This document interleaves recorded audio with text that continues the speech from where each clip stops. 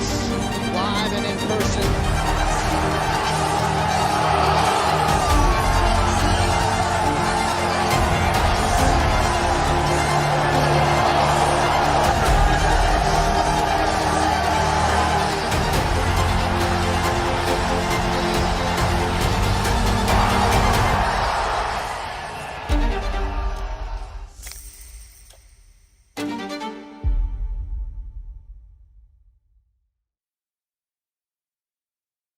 And let me say to all of the incredible sailors on this pier, it's great to be with the fleet, the fleet.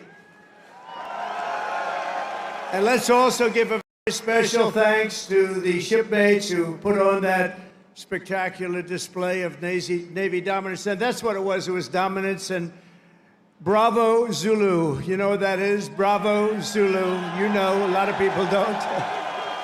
That it's a true honor to be here with the thousands of our nation's finest sailors at the largest naval facility in the entire world. It's the largest, and I would say more importantly, it's the best, okay? It's both the Norfolk Naval Base. Thank you very much.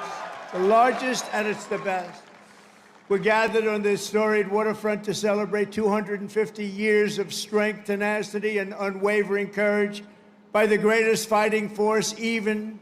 And that's true. No matter where you go, no matter where you go, no matter what you even think about, there's nothing like the fighting force that we have.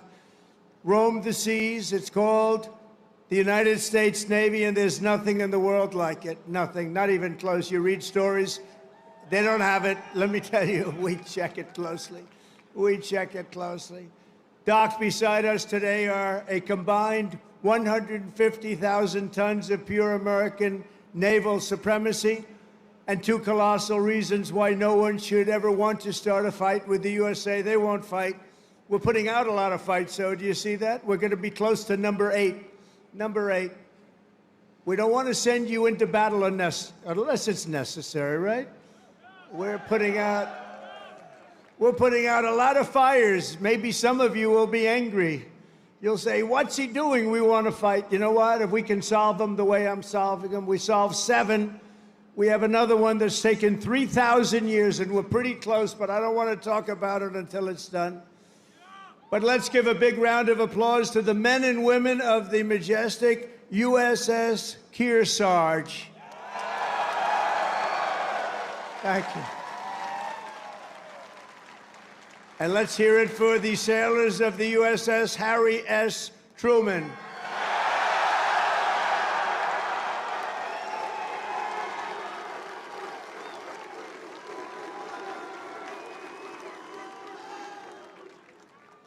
Those who call this carrier home live by a motto that captures the spirit of America's Navy.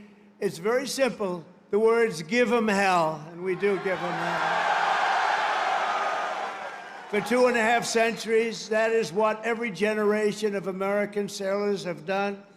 You've conquered raging oceans and braved ferocious storms to vanquish America's enemies on the high seas and distant shores. You've beaten mighty warships into twisted wrecks of steel. You've splintered vast armadas and sent the mangled pride of empire sinking into oblivion.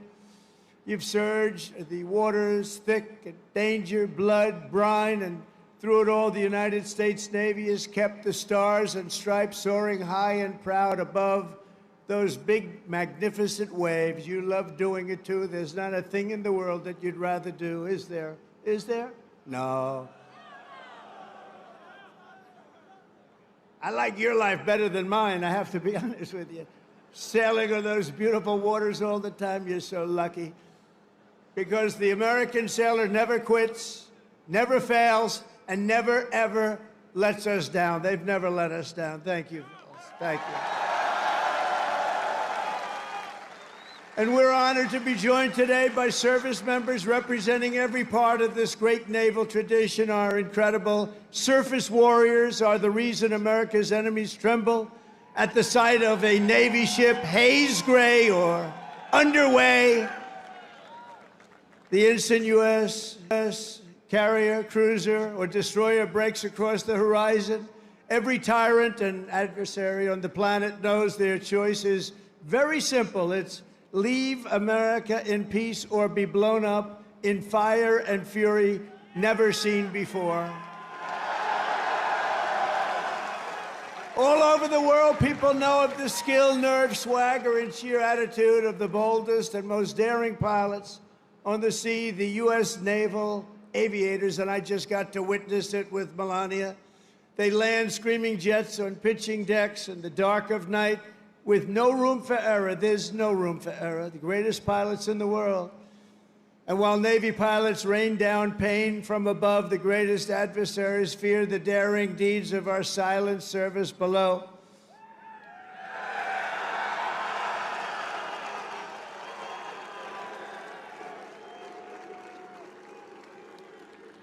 They prowl and strike from crushing depths, unseen, undetected, and unstoppable.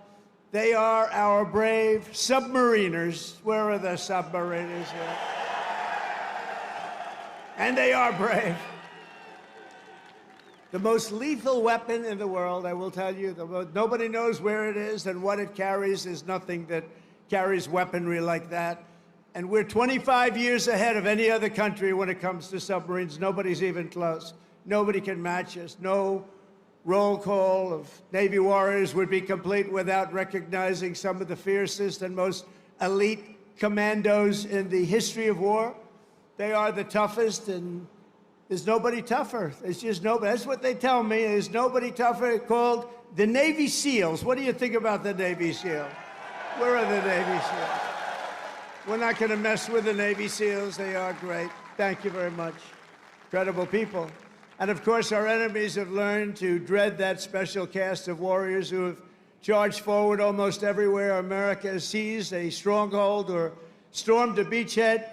They call themselves the Leathernecks, the Jarheads, the Devil Dogs, but we revere them as the United States Marines.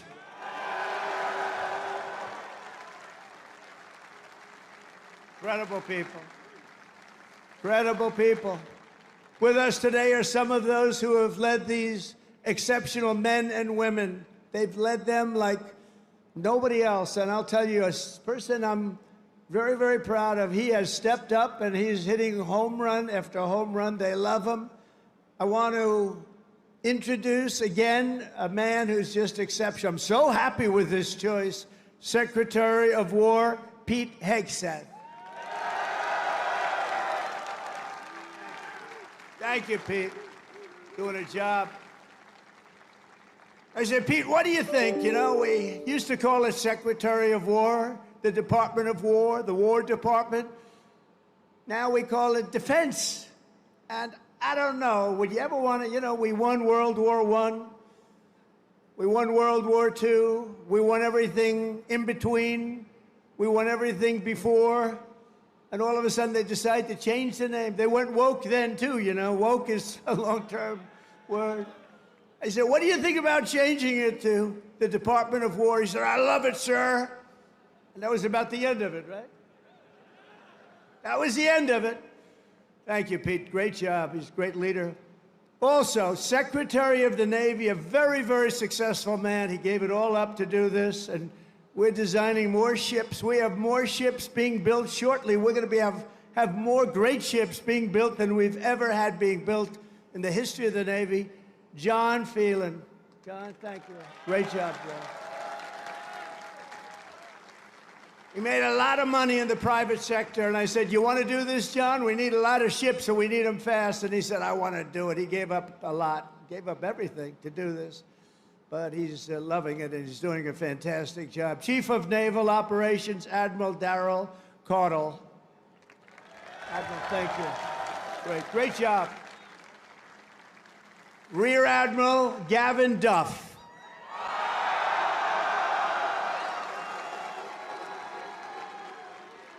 And along with so many different people here, they could introduce them all day long. I don't want to do that because we got to get to business, talking a little bit about war and peace. But along with your great officers here at Norfolk Naval Base, Vice Admirals John Gumbleton. John, thank you. Thank you, John. Great. Young guy. You're a young guy. Great. Doug Perry and Rob Goucher. Thank you. And a very special thanks to a man who just got a 93% approval. He runs the Veterans Everything, I call it. He's Veterans Everything. The VA Secretary Doug Collins. He's doing great. Thank you, Doug. Doing a great job. Ambassador Monica Crowley. Monica, thank you very much. A man that everybody loves. He was my doctor in the White House, and I got to know him very well. He was also the doctor for Barack Hussein Obama. Have you heard of him?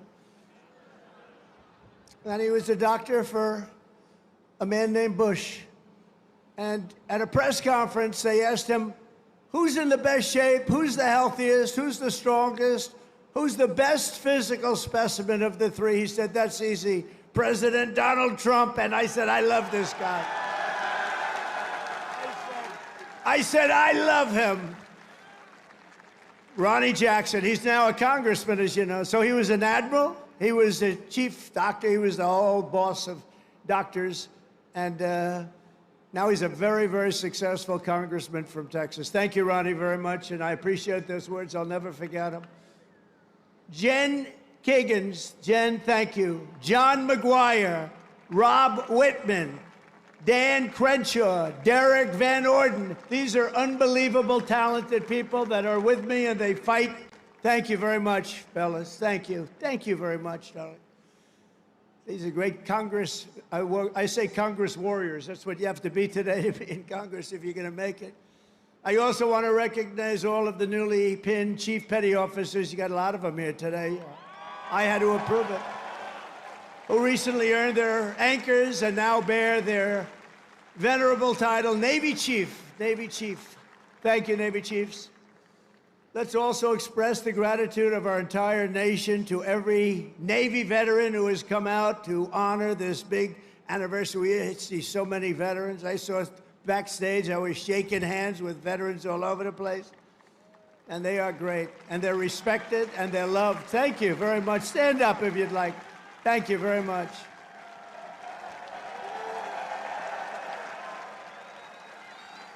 They're really loved. I saw it backstage.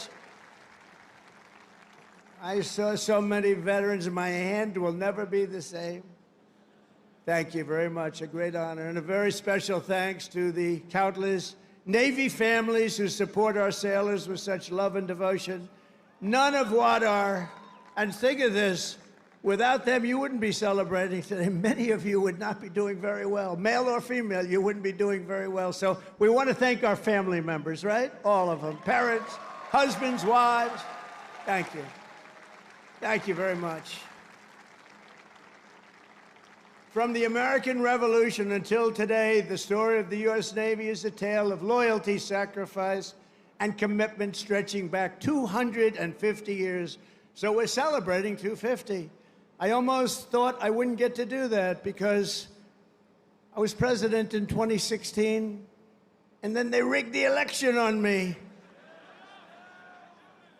And then we caught him, didn't we? We caught him, but you know, we had to run it again. I ran it again, and I got 250, and I got the World Cup, and I got the Olympics. Can you believe all of it? In my first term, I was the one that got the Olympics. I was the one that got the World Cup. And I said, you know, the sad part is, maybe I'll go, maybe I won't even be invited because it won't be during my term. I would say, if we're a Democrat, I might not be invited. They don't love me exactly too much. And then when this happened, now all of a sudden they got all three. But you know what's the most important? 250 years is the most important, above World Cup, above Olympic. But we got them all coming. And on June 14th, next year, we're going to have a big UFC fight at the White House, right at the White House, on the grounds of the White House. When the Continental Congress formed a fleet of just 2 ships in October 1775, many scoffed at their chances against the most powerful empire on earth. That was the most powerful ever, relatively speaking. We had 2 ships. We had nothing other, but we had great heart. They didn't know the audacity and the grit of the American sailor. They had no idea the war for independence gave us some of the greatest American heroes of all time, including the father of the U.S. Navy, Captain John Paul Jones. You know that. When a far stronger British ship demanded his surrender, Jones yelled back that timeless battle cry right now: "I have not yet begun to fight." Don't ask me for that. Think of that. I could just see it. He's a wise guy. He's asking, I haven't even begun to fight, and he knocked the hell out of him. In the War of 1812, Captain James Lawrence shouted his final words to his crew as blood streamed down from his mortal wounds. "Fight her till she sinks," he yelled. "Don't give up the ship. Don't give up the ship." These are all incredible, very, very famous statements now, with years and time, very famous. Don't give up the ship. I say it all the time. You're a little behind. I say, don't give up the ship, and we win. We all know how to win. Today, that eternal creed is written into the hearts of every sailor in the fleet. America's Navy never, ever gives up the ship, right? We never give it up. Another titan of the early Navy was the great Commodore Arthur Sinclair. He defeated the French in the Caribbean battle, and then he went to work on the Barbary pirates off the coast of Tripoli and raided British forces when they were so powerful in 1812, the War of 1812. He raided them. He was knocking them out one by one. Everyone said, where does this guy come from? And we're all descendants when you think of it.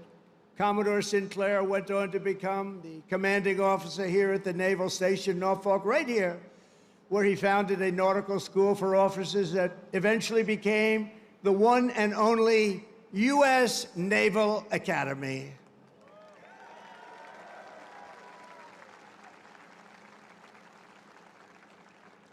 And I'm going to be at your Army-Navy game this year. Who am I going to root for, huh? You may be surprised. It's going to be great. We're going to be here. Generations of the Commodore's descendants have forged their own towering legacies of service in the Navy, and we're joined today by his fifth great-grandson, Commander Link Mustin. Where is Mustin? Commander Mustin, where are you? He's here. Wow, look at this handsome guy. That's good genetics, right? He's got good genes. Thank you very much. Commander, thank you for continuing a family tradition that has endured for 2.5 centuries. Can you believe that, huh? I wonder if they were as good looking as you. I doubt it. You just got better with age, right? Congratulations. Is that young man your boy? Wow. He beat you. They beat you. That's what we want to see. Over the generations, our Navy sailors raised Old Glory above the streets of Veracruz, sent the Spanish fleet to its watery grave in Manila Bay, and buried the vicious German wolfpacks at the bottom of the sea. Those were vicious, vicious wolfpacks. They were brutal. They were hitting us hard, and then we came up with the answer, didn't we? We came up with the way to knock them out, and we were knocking them out so fast they didn't know what to do. It was really the end once we discovered the secret through some brilliant minds. A lot of them are descendants of the people here right now. In every era of conflict, the Navy has never failed to hunt, kill, and to win. Never failed. Never failed. In World War II, Admiral Bull Halsey's motto, hit hard, hit fast, hit often, and that is exactly what the sailors do. One of those warriors was Submarine Commander Eugene Fluke, who sent more Japanese tonnage to the ocean floor than any other man in history. I don't like to talk about it too much now. You know, they've been a nice ally, but anybody from Japan here right now? We'll get off the subject immediately. But think of it, sent more tonnage to this bottom of the sea, one after one. Aboard the famed USS Barb, he destroyed a Japanese tanker and a carrier with a single salvo to his men's chagrin. They were very concerned about it. They didn't think we could do that, and he just knocked them out one after another. And again, torpedoes were flying, but his greatest feat came when he spotted 30 enemy ships at port off the coast of China. You know that, a very famous story. Commander Fluke ordered his men to their battle station, slipped into the harbor, and sank 6 vessels at one time before taking off into the beautiful, wild blue ocean. He received 4 Navy Crosses, the Legion of Merit, and the Congressional Medal of Honor. That was a brave guy. In recognition of the incredible achievements of the USS Barb under his command, this December we will lay the keel of a brand new Virginia-class submarine bearing that same legendary name, and his grandson, Tom, will be there to pick it up. Tom is with us today, and I want to thank you for keeping that great legacy around. Where is Tom? Oh, look, stand up, Tom. Great. Good, Tom. Thank you. That's good. That's good genes too, Tom, isn't it? That's good stuff. Thank you very much, both, for being here. From Midway to the Coral Sea to Leyte Gulf, American sailors fought the most epic naval battles in history. And at Normandy, the Navy led the greatest armada ever formed to deliver the single largest invasion force the world has ever seen. One of the sailors who did it was Felix Maurizio, who enlisted at age 18 and trained right here in Norfolk, trained right here. On D-Day, June 6, 1944, Felix manned an amphibious landing craft that did 6 harrowing runs to Omaha Beach. You all know about it. These are all famous fights. He delivered hundreds of American troops into the battle, including his brother Sal.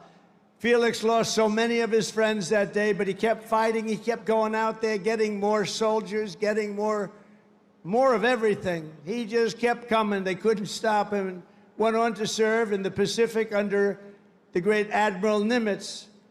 In February 1945, he spent his 21st birthday landing Marines on the blood-soaked sands of Iwo Jima, one of the bloodiest, toughest battles ever. Historic battle. 6 months later, he was aboard the USS Talladega in Tokyo Bay.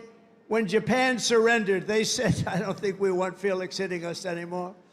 And he retired as a Chief Petty Officer in 1966.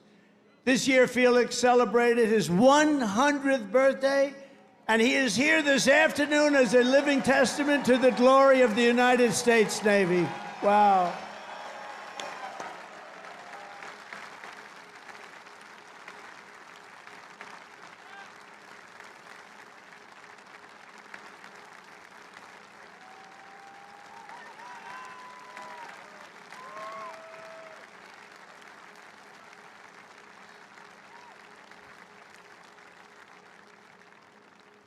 That's great. He looks good. Felix, you look better than I do. I'm not happy about this, Felix. No, they don't want to mess around with him. And Felix, we salute you. Thank you very much. Incredible. 100 years.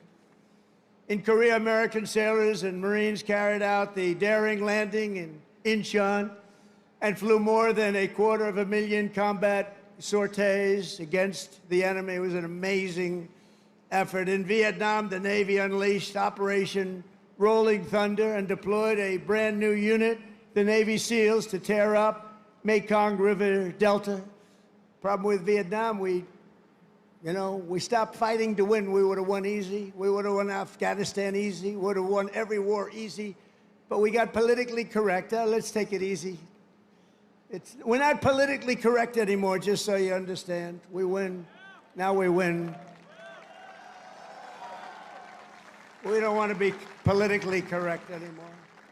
And history will never forget that it was the SEALs who stormed the compound at Osama bin Laden and put a bullet in his head. Remember that? And please remember, I wrote about Osama bin Laden exactly 1 year ago, 1 year before he blew up the World Trade Center. And I said, you got to watch Osama bin Laden. And the fake news would never let me get away with that statement unless it was true. But I said 1 year before to Pete Hegseth, I said 1 year before, where's Pete? In the book, I wrote, whatever the hell the title, I can't tell you. But I can tell you there's a page in there devoted to the fact that I saw somebody named Osama bin Laden, and I didn't like it, and you got to take care of him. They didn't do it. A year later, he blew up the World Trade Center, so we've got to take a little credit because nobody else is going to give it to me. You know the old story?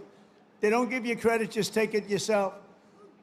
And it was the U.S. Navy that dumped his wretched corpse off the decks of the Carl Vinson to sink into the dark abyss.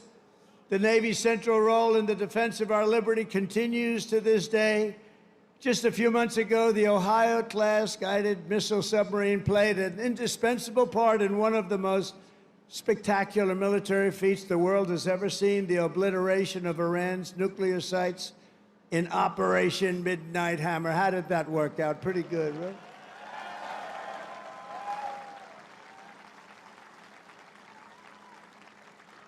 And we shot 30 Tomahawks, you know that. On top of, after the B-2, how about that? The B-2s, what they did, those beautiful flying wings, what they did, they hit every single target they hit.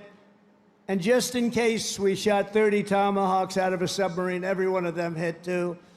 So I would say Iran was not particularly thrilled. They were going to have a nuclear weapon within a month.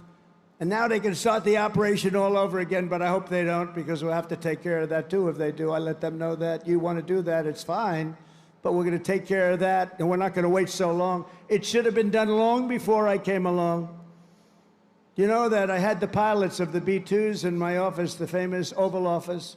I had them in the B-2s. They came in to the White House, and we talked about it. They said, you know, sir, for 22 years, our predecessors and us trained for that hit.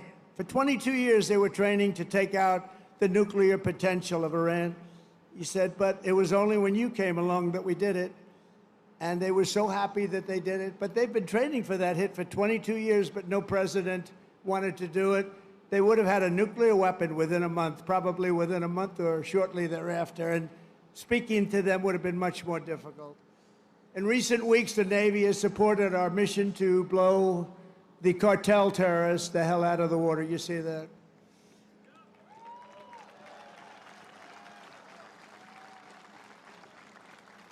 And you know, there are no boats in the water anymore. You can't find any. We're having a hard time finding them.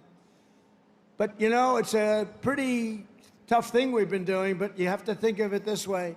Every one of those boats is responsible for the death of 25,000 American people and the destruction of families. So when you think of it that way, what we're doing is actually an act of kindness. But we did another one last night. Now we just can't find any. You know, it's the old story. We're so good at it that there are no boats. In fact, even fishing boats, nobody wants to go into the water anymore. Sorry to tell you that. But it's, we're stopping drugs coming into America, if that's okay. We're stopping drugs at a level that nobody's ever seen before.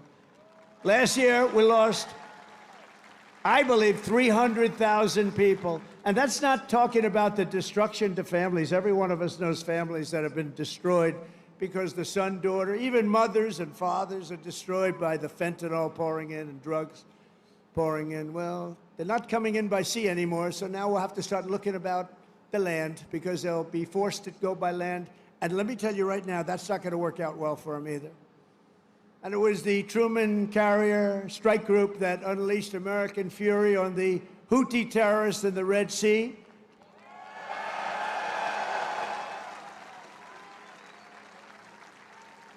And as you know, they settled.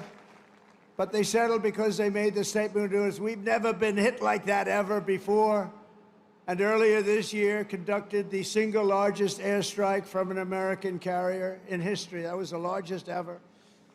I want to express my personal thanks to every single sailor who contributed to these phenomenal victories. We only know victory. We're only going to know victory. We don't want to know the other word.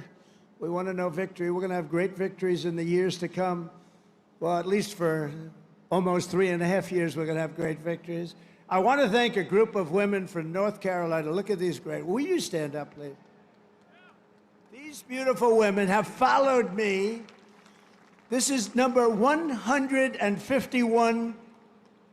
You could call a rally. This is sort of a rally. Let's face it, this is a rally. This is a speech of love. We all love our country.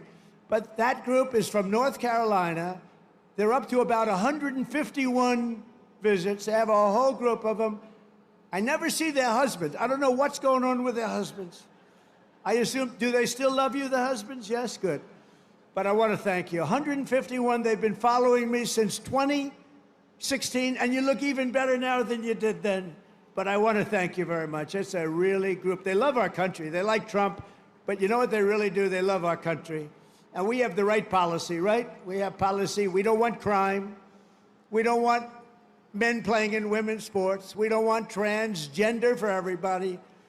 We don't want to have open borders where millions of people come into our country from jails, from prisons, from mental institutions and insane asylums, drug dealers, murderers. 11,788 murderers were allowed to come into our country. A lot of them are gone. And by the way, Washington, D.C. is a safe place right now. It went from one of the most dangerous cities in our country, can you believe that, to probably the safest, among the safest in our country. Nobody's being hit anymore. It's very safe, and I want to thank you. A lot of the people here have helped. A lot of the people in the audience are people that have straightened them out. It took 12 days, think of that. Now we're in Memphis. We're doing the same thing in Memphis, and we're going to Chicago. You know, we have a governor that thinks it's wonderful when 50 people in a short period of time were murdered in Chicago. Over 200 people were hit. And so we send in the National Guard. You know what? We send in what's ever necessary. People don't care. They don't want crime in their cities. And we're doing it, and we're doing it well. We're doing it like nobody's ever done it before. So I just want to tell you, you're very close to D.C. The restaurants are thriving. The restaurants were dying. They were closing one after another. Now they're thriving. They're opening up beautiful new restaurants. Washington, D.C. is safe. And I even went there and had dinner the other night. And I stood right smack in the middle of the street. Secret Service was thrilled. And I gave a news conference. It's a safe place now. Washington, D.C., it's always going to be. Our nation's capital is always going to be safe. We're never going to let that happen again, what happened there. One of the most beautiful places. We're doing a big beautification program. It'll take me very little, very short.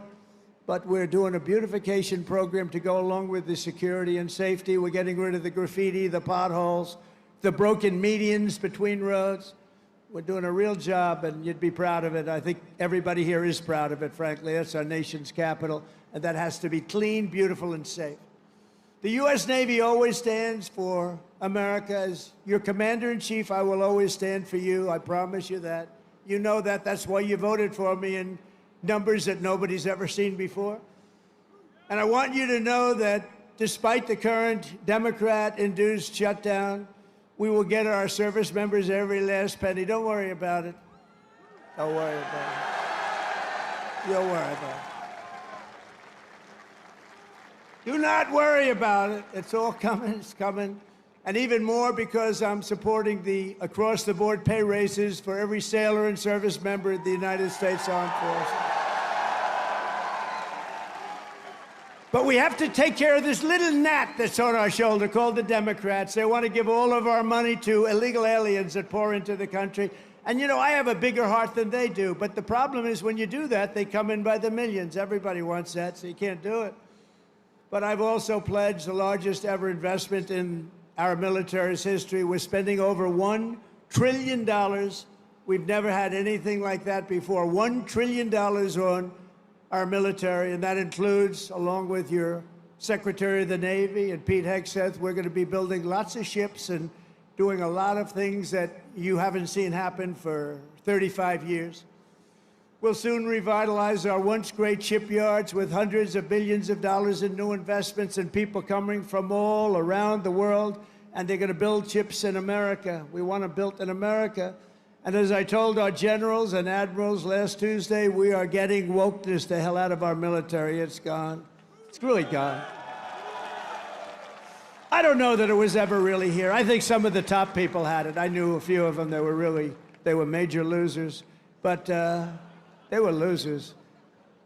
Unlike our great general, the chairman of the Joint Chiefs of Staff, who may be here, Dan Raisin Cain. You know Raisin Cain? When I heard his name, I said, that's the guy I'm looking for.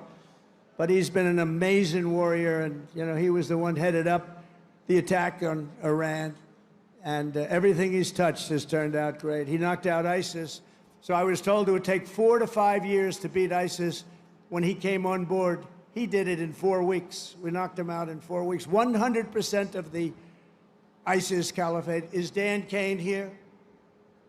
He is, you know why? Because he's working. That's the one thing. We don't have to worry about him. But he is a fantastic man. That's the man I wanted right from the beginning. I said, if I ever do this again and if I can get lucky enough to win, because we have a base like nobody in history has had, I said, I'm going to pick Raising Cane as the chairman. And that's what we did, and he's been incredible. We will not be politically correct when it comes to defending American freedom. That's why we have renamed the Department of Defense that Department of War, as I said, and we have changed the name of the Gulf of Mexico to the Gulf of America. That was easy. That was an easy one. You know, for years I've looked at it, and I added it up, and I figured we have 92% of the frontage. I say, how come we call it the Gulf of Mexico? I mean, I wouldn't say that Mexico is thrilled with me, but what are you going to do? It's the Gulf of America, and I love it now. I was watching the other night a report, and they said very routinely, in the Gulf of America, this is the, you know, they just went on to talk about it. They didn't do it with a smirk or a smile. They didn't say, in the Gulf of America. No, it's called the Gulf of America now, and nobody's playing games with it. We got sued by the Associated Press, and they lost. In fact, the judge was so good, he said, he's calling it the Gulf of America. He's got all the approvals. You have to do that, too, to the very liberal Associated Press. They got thrown out of court. In fact, they're almost not allowed to cover me anymore because of that. It was a big hit. So I'm very proud of that. Under our leadership, the spirit of the American forces is soaring like it has never soared before. I think right now we have more spirit than we've ever had before. After years of recruiting shortages, we couldn't get guys or gals to become sailors. 1 year ago, they didn't want to be a sailor. Although I must say, once I said we're going to run, a lot of people, it made it better. But let's go back 2 years, and it was even worse. Because there was no hope. We had this horrible, horrible president who had no clue what the hell was happening. The chances of him walking down those stairs successfully were not good. And I have to be careful, because one day I'm going to probably fall. No, the North Carolina women said that will never happen to you. I always say, walk down the steps nice and slow. You ever notice I do nice? I don't have to bop down the stairs. Walk nice and slowly. But we have a waiting list. Think of this. We have a waiting list for people wanting to get into the United States Navy, the Army, Navy, Coast Guard, Marines, Space Force. Oh, we love Space Force. But think of it. We have a waiting list for every branch of government now, and that includes police and firemen. They didn't want to. Nobody wanted to be a policeman. Now they want to be a policeman. Now they want to be in the Navy. They want to be in the Air Force so badly. The Marines, the Army, they want to be in all of it. They love Space Force. I love Space Force because I created Space Force. That was my thing. And it's going to turn out to be one of the most important. But 1 year ago, our country was dead. We had a dead country. People say, sir, you shouldn't say that. It's too straight to withdraw. We had a dead country, and today we have the hottest country anywhere in the world by far. 1 year, think of it. 1 year ago, we were dead. The king of Saudi Arabia said to me, President, 1 year ago, we thought we lost America. We thought it was a dead country, and now you have the hottest country anywhere in the world. He said that. I use this term. And I'm pleased to say that 2025 was the Navy's single best recruiting year ever. Not bad. So you went from those embarrassing headlines of a year ago. Think of it. Nobody wants to go into the Navy. How does that make you feel?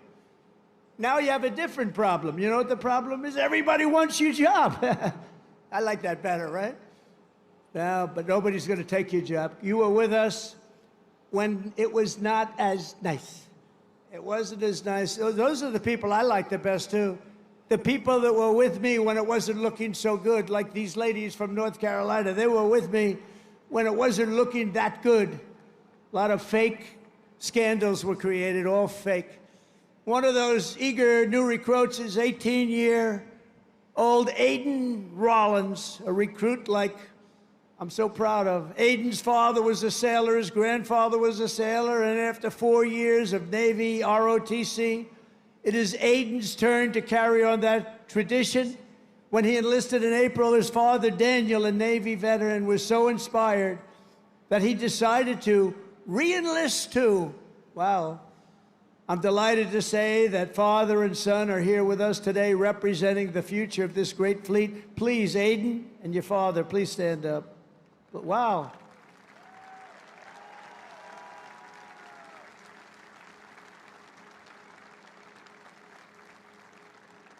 Wow, that's a good-looking family, I tell you. Thank you both. That's a great story. Beautiful. Your father looks pretty young, Aiden. I mean, he's a young-looking guy. Every sailor, aviator, submariner, and shipmate in the Navy inherits a tradition of excellence and daring, power and glory unmatched in the long saga of mankind's voyage on the sea. From that first ship, the schooner Hannah, to the awesome sight of a modern carrier battle group underway, the U.S. Navy has always been the iron will of a proud and mighty nation pushing forward through the currents and over those big, beautiful waves, through the spray of raging combat and the fog of naval war. America's sailors have proven time and again that our Navy does just the best job there is. Anything having to do with sailing the oceans, there's nobody to compete. We own the skies, we stalk the depths, and we rule the seas like nobody has ever ruled the seas. From Boston Harbor to Hampton Roads, from the Philippine Sea to the Red Sea, from the Guadalcanal to the vast, great Atlantic Ocean. Our sailors have seized triumph upon triumph. We don't know anything about defeat. We heaped honor upon honor and carved greatness and splendor into the pages of history. We only talk about the Navy and only use that word, splendor. We also say victory because that's the other. We have splendor and we have victory on gun decks and flight decks. In torpedo rooms and cockpits, they have poured out their blood, sweat, and tears and offered their very lives to defend this land between the seas. They have crossed icy canals, leapt from burning wreckage, plunged into frigid waters, soared into deadly skies, and slashed across the mine-infested bays to claim American victory and to defend the cause of liberty, to defend, quite frankly, the American flag. In every era and every part of this globe, our sailors have fought with courage in their hearts, patriotism in their souls, and salt water in their veins. You have that salt water? Don't let the doctors change it. Keep it, because there's nothing like it. There's no blood like it. And standing before all of you today, I know that whatever our nation is threatened and whenever they need help, whenever duty calls, American sailors will hoist our flag high and they will rally to Admiral Farragut's immortal battle cry, "Damn the torpedoes, full speed ahead, go, you son of a gun." With your help, we will fight, fight, fight. We will win, win, win. Because of you, our Navy and our country will always be proud and righteous and mighty and free. Congratulations once again on 250 years of total dominance. Sail fast, stay strong. Thank you. God bless our sailors, and God bless the United States of America. Thank you very much, everybody. Trump just brought peace to the Middle East. He's already racked up 8 peace deals, trillions of dollars of investments and trade deals.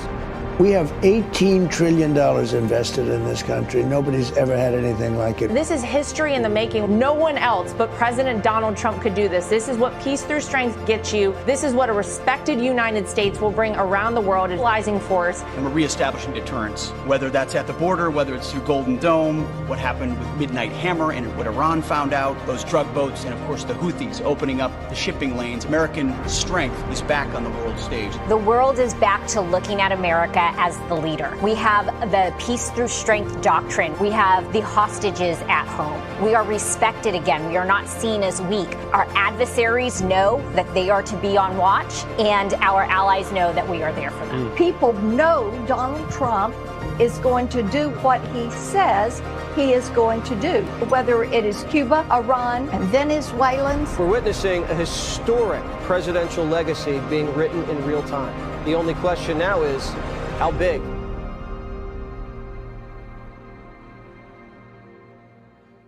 Born in Forest Lake, Minnesota, a proud Princeton graduate, an officer in the United States Army National Guard, a veteran of Iraq and Afghanistan, recipient of the Bronze Star Medal for Valor, a warrior, a leader, and a patriot. Please stand and honor your United States Secretary of War, Pete Hegseth.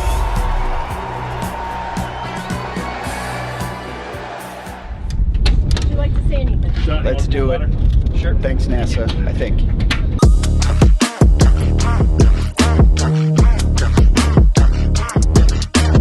You gotta do that one in super slow-mo.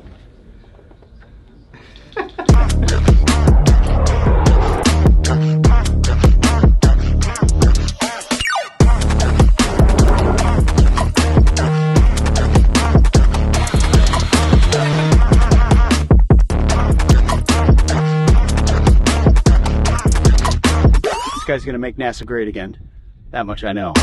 Thank you all for being here to support one of the most important pieces of legislation in the history of our country. The one big, beautiful bill to secure our borders, turbocharge our economy, and bring back the American dream.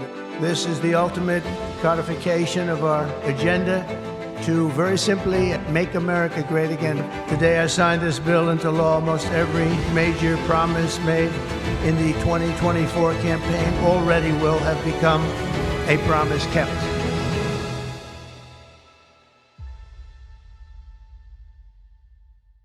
Every Purple Heart tells a story of courage, sacrifice, and purpose. It speaks of a price paid for the soldier beside you, the country behind you, and the generations of Americans yet to come. Joined the Army at 18, left, ended up in Iraq where I lost my leg. My name is Gerald Enter. I have 3 Purple Hearts. I served with the 1st Infantry Division in Vietnam in between 67 and 68. I got my Purple Heart in March of 68. Wounded on the 25th of February 1991 in the Abu Ghraib oil field, Operation Desert Storm. I have earned 2 Purple Hearts in my career. Was recipient of the Purple Heart on or about, December the 14th, 1970. It was not a good day for me or a lot of other folks that day. I'm the sister of Captain Lance Peter Saigon, who was a Medal of Honor recipient for his actions in the Vietnam War. I was wounded 29 years ago in Saudi Arabia at the bombing of Khobar Towers. I was wounded on the 30th of May 2004 in Al Khobar, Saudi Arabia. Almost 2 million people have earned this award, and over 430,000 gave their lives. And I so appreciate what the President is doing. Those who wear this medal ran into bullets, faced ferocious bombs, and shed their blood on the field of battle. We will never forget what they did. We will always use them as an example of bravery and courage and strength. And I'll now sign the proclamation officially declaring this as National Purple Heart Day. Very special day. Thank you very much, everybody. Thank you. Thank you.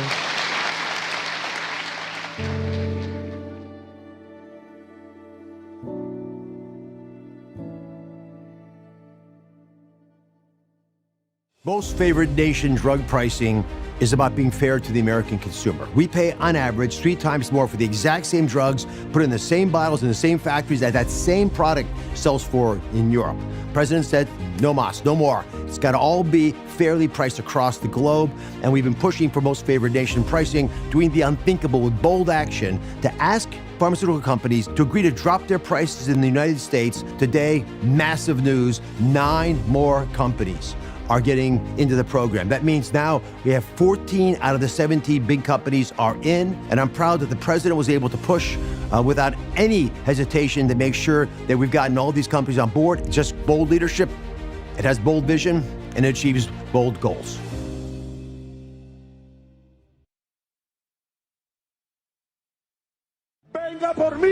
Last night, on the order of the President of the United States, and in support of a request from the Department of Justice, the United States military conducted an apprehension mission in Caracas, Venezuela, to bring to justice two indicted persons, Nicolas and Cecilia Maduro. Nicolas Maduro had his chance until he didn't. He effed around and he found out. This was one of the most stunning, effective, and powerful displays of American military might and competence in American history. Like, I don't understand yet how they haven't figured this out. And now, if you don't know, now you know. Because this is the way it's going to play out. And I think people need to understand that this is not a president that just talks and does letters and press conferences. And, you know, if he says he's serious about something, he means it. But don't play games. Don't play games with this president's in office, because it's not going to turn out well. Thank you very much. Please, thank you very much. Before we begin, I want to provide a brief report on the unprecedented success our country has been witnessing in recent weeks. Since even before the election, we've been making extraordinary progress. The American people gave us a clear mandate to save our country, and we won all 7 swing states by large margins, historic. Very importantly, we won the popular vote by millions and millions of votes. Also, all 50 states, as you know, shifted toward the Republican Party, and that's never happened before. All 50, every single one of them. In our first week in office, we set records, taking over 350 executive actions. That's not been done before. And it has reportedly been the single most effective opening week of any presidency in history. And we want to keep it that way. We want to keep it going.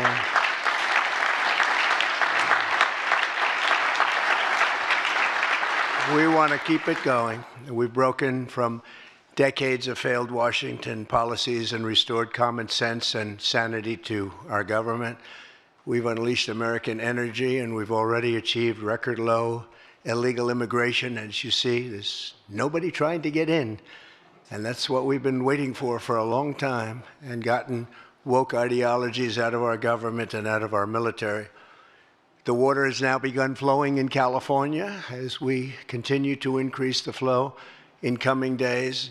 Nobody's seen anything like that. And I've also taken strong action to regain control of the Washington bureaucracy.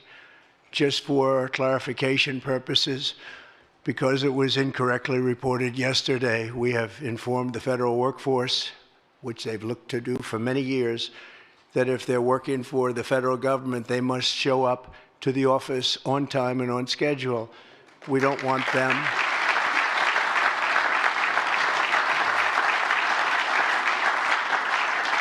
We don't want them to work from home because, as everyone knows, most of the time they're not working, they're not very productive, and it's unfair to the millions of people in the United States who are in fact working hard from job sites and not from their home.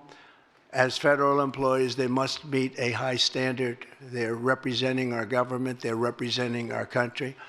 If they don't agree by February 6th to show up back to work in their office, they will be terminated, and we will therefore be downscaling our government, which is something that the last 10 presidents have tried very hard to do but failed. Most of the people we're talking about have not been going to their federal offices in many, many years, from even before COVID. But they have nevertheless been paid. Some have worked, some haven't worked, and most of the studies say that some have just gone through the motions. We may ask these people to prove that they didn't have another job during their so-called employment with the United States of America, because if they did, that would be unlawful. As you understand, a lot of people are getting paychecks, but they're actually working other jobs. So they'll have to prove that to us, that they weren't. In any event, we're requiring them to show up to work or be terminated. We think a very substantial number of people will not show up to work, and therefore our government will get smaller and more efficient, and that's what we've been looking to do for many, many decades, frankly.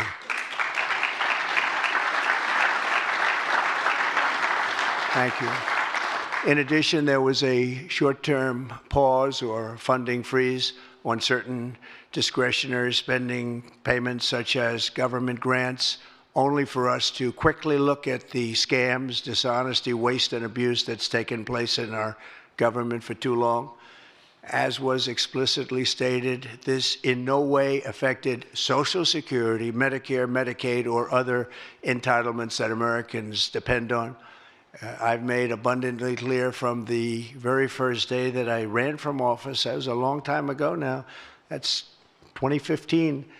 If you think about it, I announced in 2015 and we won in 2016. We did very well in 2020, but we did really well just recently. And I'm restating right now to correct any confusion that the media has purposely and somehow, for whatever reason, created. Social Security, Medicare, Medicaid have not been affected by any action we're taking in any way, shape, or form.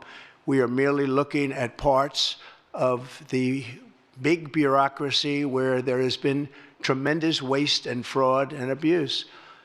In that process, we identified and stopped $50 million being sent to Gaza to buy condoms for Hamas.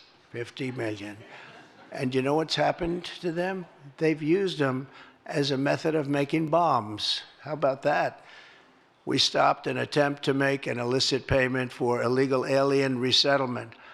We canceled $181 million in DEI training contracts. This is just for the training of people in DEI, which has been terminated and completely terminated. And we paused $1.7 billion in unauthorized payments to foreign organizations, including stopping more than $40 million that was on its way out the door to the very corrupt World Health Organization, which has not done its job and not done it properly. We also...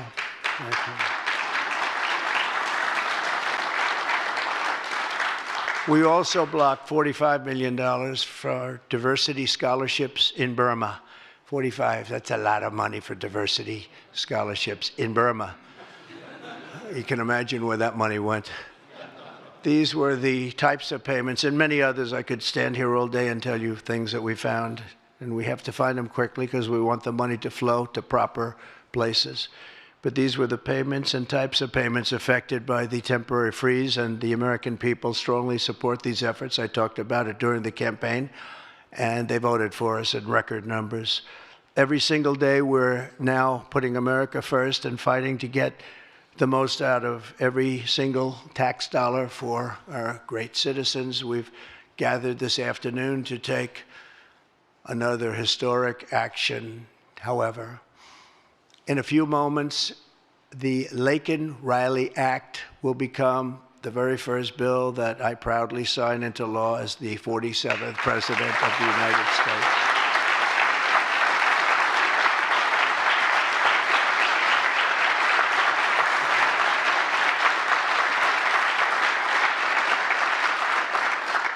Laken was a brilliant and beautiful 22-year-old nursing student from Georgia, the best in her class. She was always the best. They would say, Laken, how do you do this? And what do you do? They were always asking her questions. She was respected by everybody, even her teachers. They respected her so much. From the time she was in first grade, Laken knew she wanted to spend her time caring for others. That's what she did. To her friends and classmates, she was a light of warmth and kindness in every single room. To her parents and family, she was everything in the world. They've had a miserable period of time. Just after 9 a.m. last February 22nd, Laken went out for a jog on the campus of the University of Georgia, but she was just never returned. She never came back, did she, huh? Parents are here, sister, all of her relatives. While on her run, Laken was attacked, viciously assaulted, beaten, brutalized, and murdered by an illegal alien gang member who was set loose into our country by the last administration. We are deeply honored to be joined today by Laken's parents, Allison and John, and her sister, Lauren. Thank you very much. Thank you.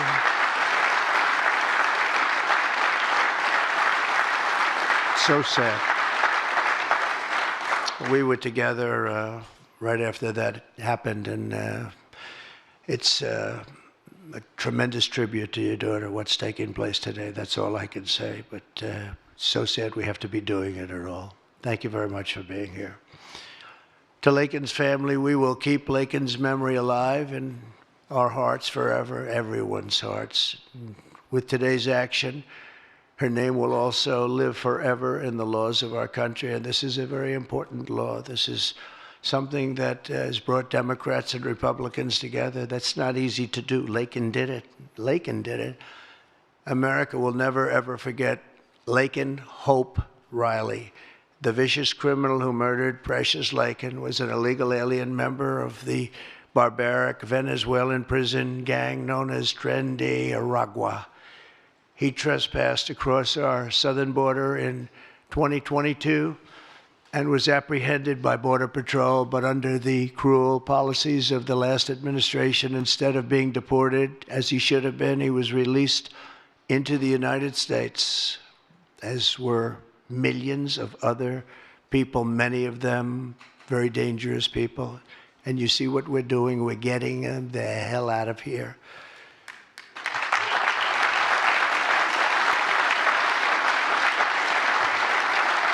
He was soon arrested again in New York City on charges of endangering a child, but because of New York City's deadly sanctuary policies, as we have in California and many other places, which we're going to end them, he was released again to reoffend.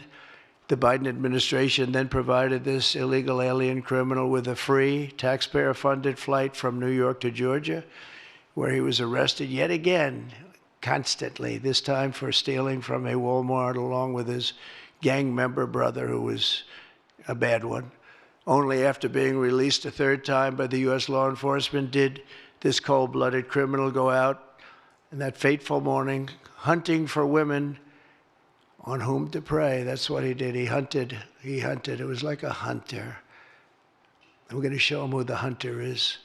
This horrific atrocity should never have been allowed to happen. And as president, I'm fighting every single day to ensure that such a tragedy never happens again. We don't want this to happen.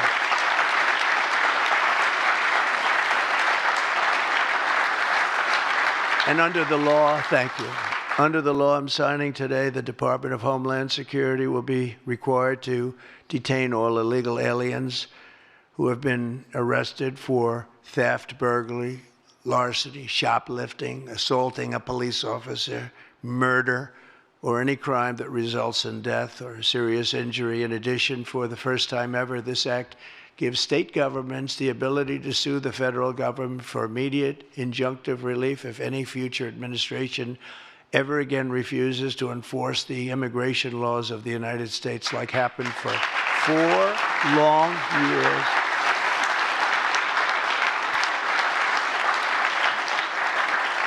And that was happening for 4 long years, frightful years.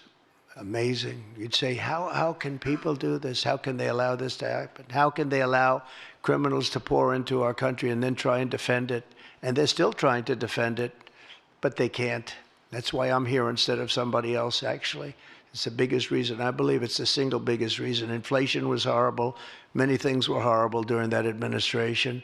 When you look at what took place in Afghanistan, the way they got out, not that they got out, but the way, so many things were horrible.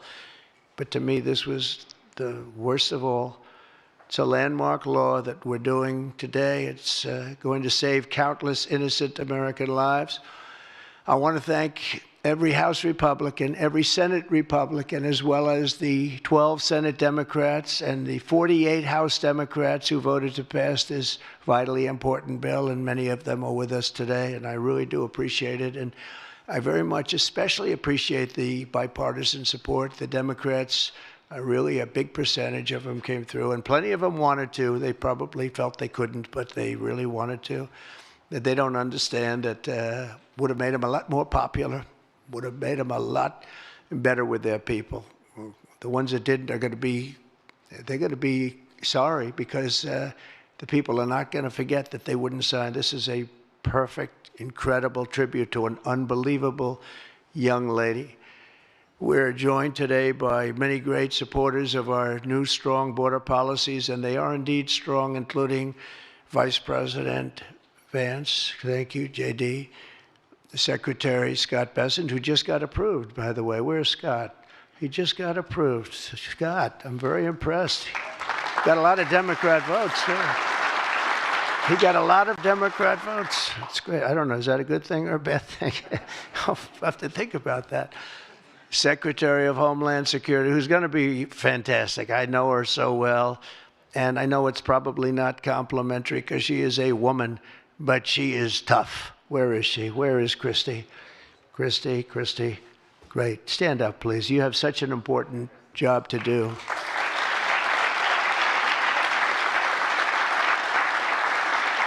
Really great. Thank you very much. And don't let that look fool you. That look is, she's tough, and she cannot stand what she's having to sit here and even listen to this today. Another one who's done a job like nobody that I've seen in a long time, Tom Homan. He's my friend, but he is something special. He's something special. Great. And Tom and Christy, the numbers are unbelievable. What's happened? It's like just shut down. Nobody thought that was even possible. It's just shut down. They showed an area that a year ago had thousands and thousands of people rushing into our country. And today there was nobody there. It was like a beautiful sight.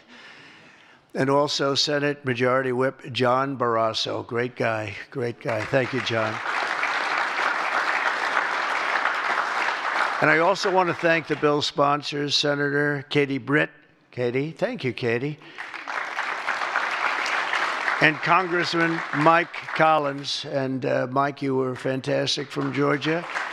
He took this, he loves his state, and he took this very personally. So it's, thank you very much, Mike. As well as Senate Judiciary Committee Chairman Chuck Grassley. Chuck is here someplace. Chuck, thank you very much. You look great.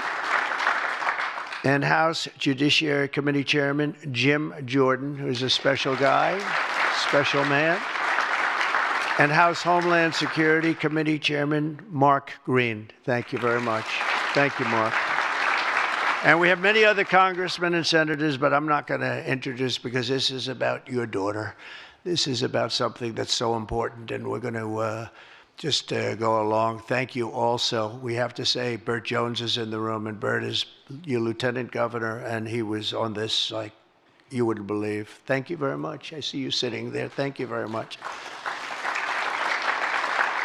So we have state, local officials, we have law enforcement organizations, we have everybody. Most of them are in the room or represented in the room, and they're incredible people, and I've never seen them come together like they have for this. I've done many of these, not of this kind, but different bills, different passages having to do with many different things, from homeland security to inner security to taxes to 50 different items. I've never seen such support as today. So I've never seen anything like it. And we have to thank your daughter for that, because she's going to save a lot of lives. She's going to be responsible for saving a lot of lives.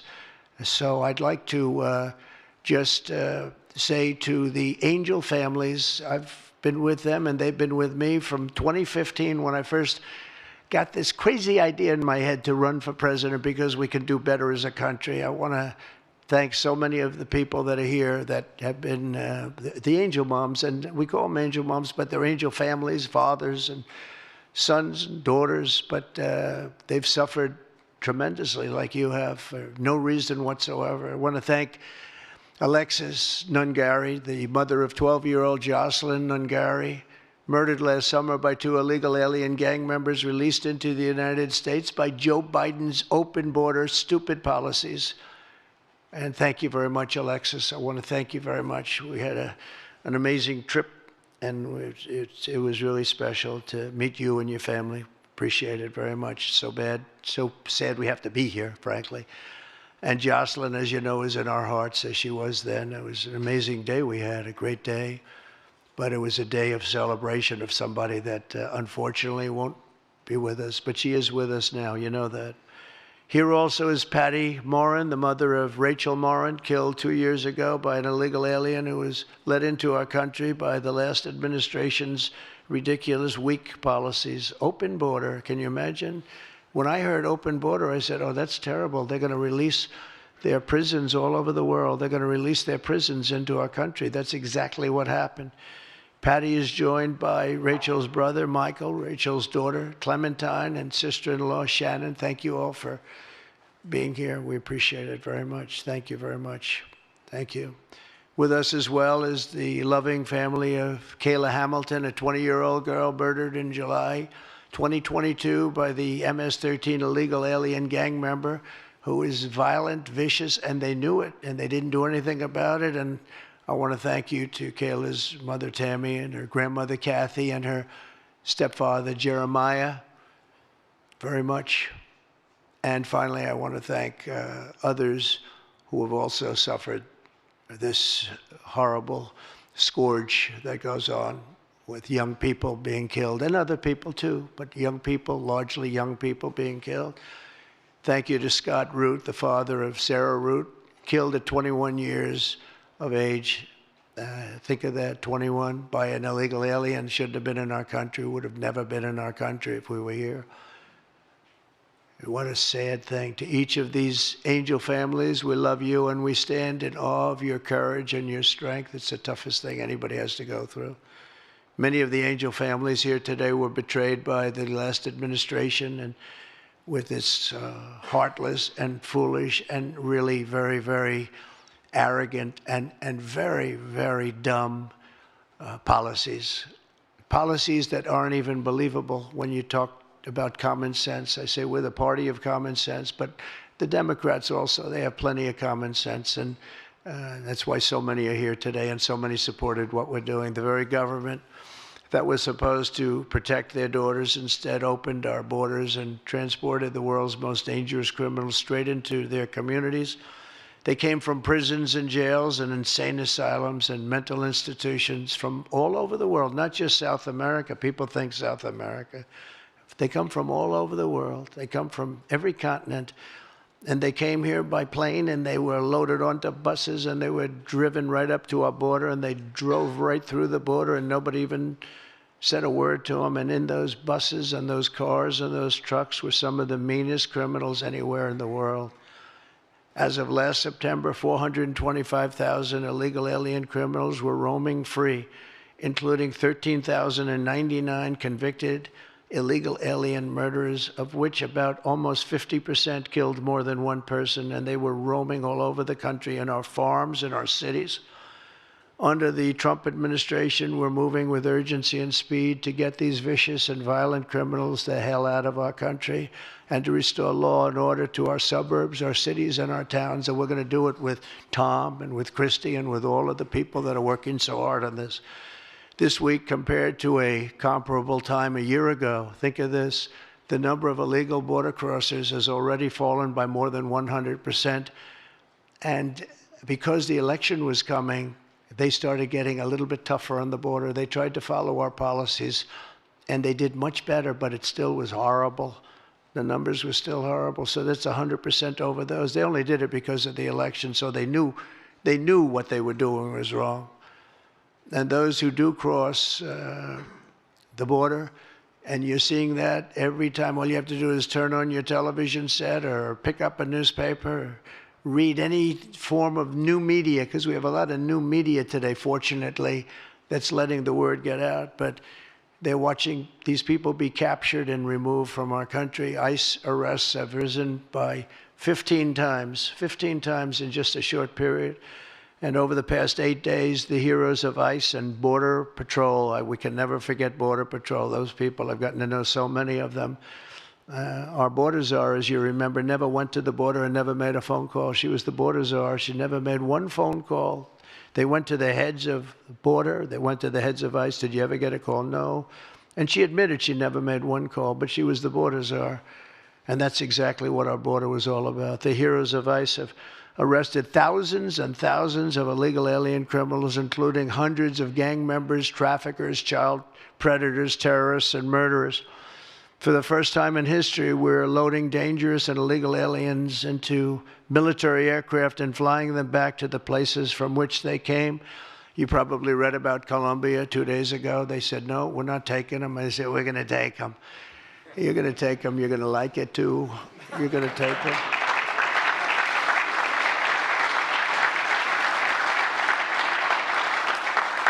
They talked about, we're not going to take people that are in shackles. I said, well, but the people that are in shackles are murderers, they're drug lords, they're rapists, they're very tough people. They make our criminals look like very nice people. That's about the only thing that comes out of this. And I say, could you imagine you're a pilot on the plane and you have your co-pilot and you're sitting there and you have 150 people, no shackles, and they like to murder people? This would not be a good flight. So Colombia apologized to us profusely within an hour based on something I said, meaning you're going to pay tariffs like nobody's ever paid tariffs before. But they actually wanted to terminate his position. They're essentially Congress met and they were very angry with them. But they actually said they were going to send the presidential plane to pick up these criminals and to bring them because they didn't want to inconvenience us or have us do a second flight, and that's what they did. And I appreciate it, and I do appreciate the people of Colombia are wonderful people, and the representatives really acted well, and I appreciated they took back that tough talk. But, you know, we may have tough talk from others, but it's not going to mean anything. They're going to all take them back, and they're going to like it, too. They're going to like it. They're going to take it back, and they're going to like it. Today, I'm also signing an executive order to instruct the Departments of Defense and Homeland Security to begin preparing the 30,000-person migrant facility at Guantanamo Bay. Most people don't even know about it. We have 30,000 beds in Guantanamo to detain the worst criminal illegal aliens threatening the American people. Some of them are so bad we don't even trust the countries to hold them because we don't want them coming back, so we're going to send them out to Guantanamo. This will double our capacity immediately, right? And tough. That's a tough place to get out of. Today's signings bring us one step closer to eradicating the scourge of migrant crime in our communities once and for all. And it was just it's just an unforced error that we even have to be doing this. Now we need Congress to provide full funding for the complete and total restoration of our sovereign borders, as well as financial support to remove record numbers of illegal aliens. And these are illegal alien killers, criminals at levels that nobody's ever seen before. And you would have known that, and you were there when I said it. I said everybody that's bad is going to be thrown. If you look at Venezuela, Venezuela's crime is down 77% because they've taken their gang members, their prisoners, their drug dealers, their drug lords. They've shipped them all into the United States. Many other countries, their crime is way down, and our crime is not doing well. But we're going to have it do really well very soon, and we're shipping all these people back where they came from. And now, before I sign the Laken Riley Act into law, I would like to ask Laken's really incredible mother, who I've gotten to know. A very sad day I got to know her. But this is an amazing tribute to an amazing young person. And if you could come up, Allison, and say a few words, that would be great. Thank you very much.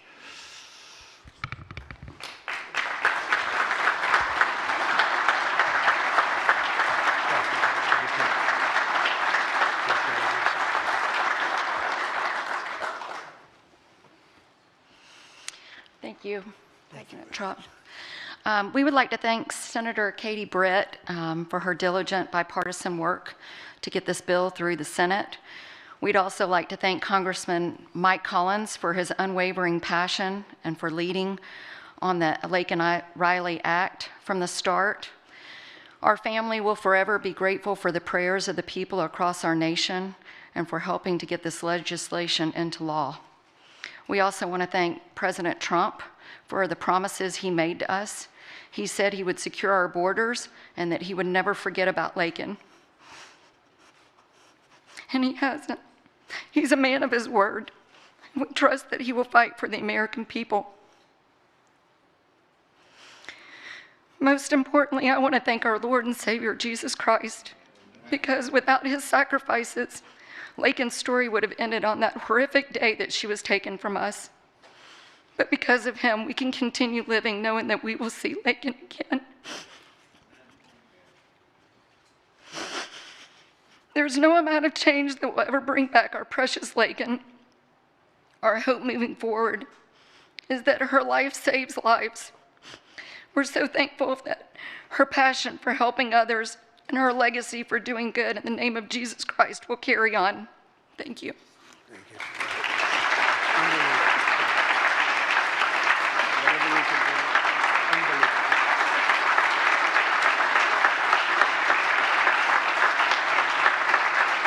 Come on, why don't you stand right behind me?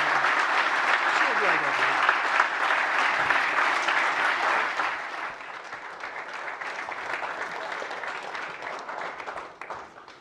Thank you. We're going to sign this in honor of Lakin Riley.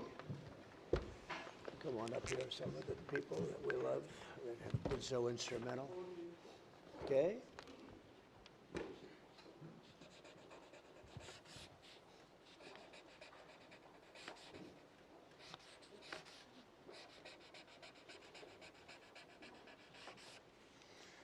Okay.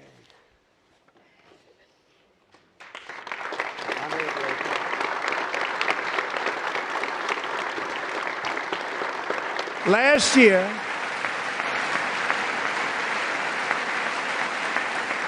a brilliant 22-year-old nursing student named Lakin Riley, the best in her class, admired by everybody, went out for a jog on the campus of the University of Georgia. That morning, Lakin was viciously attacked, assaulted, beaten, brutalized, and horrifically murdered. Lakin was stolen from us by a savage illegal alien gang member who was arrested while trespassing across Biden's open southern border and then set loose into the United States under the heartless policies of that failed administration. It was indeed a failed administration. He had then been arrested and released in a Democrat-run sanctuary city, a disaster, before ending the life of this beautiful young angel. With us this evening are Lakin's beloved mother, Allison, and her sister, Lauren.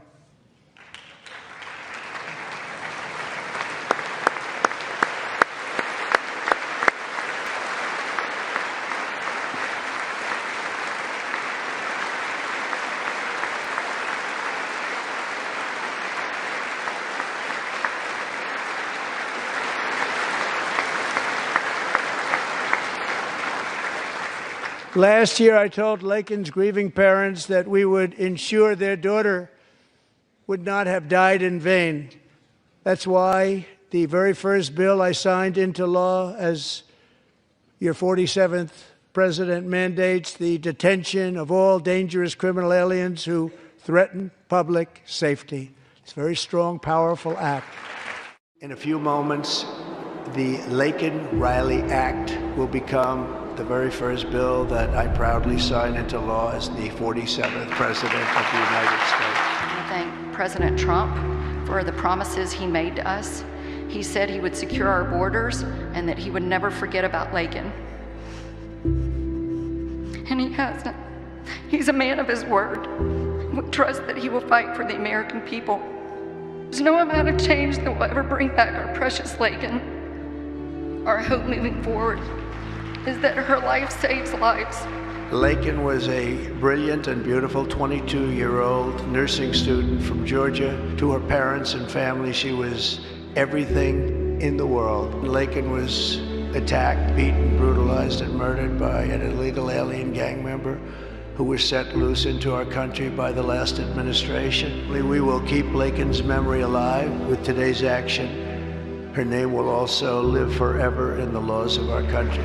Under the law I'm signing today, the Department of Homeland Security will be required to detain all illegal aliens who have been arrested. In addition, for the first time ever in this act, give state governments the ability to sue the federal government if any future administration ever again refuses to enforce the immigration laws of the United States.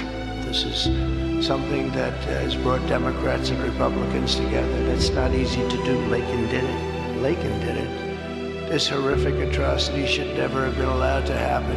And as president, I'm fighting every single day to ensure that such a tragedy never happens again.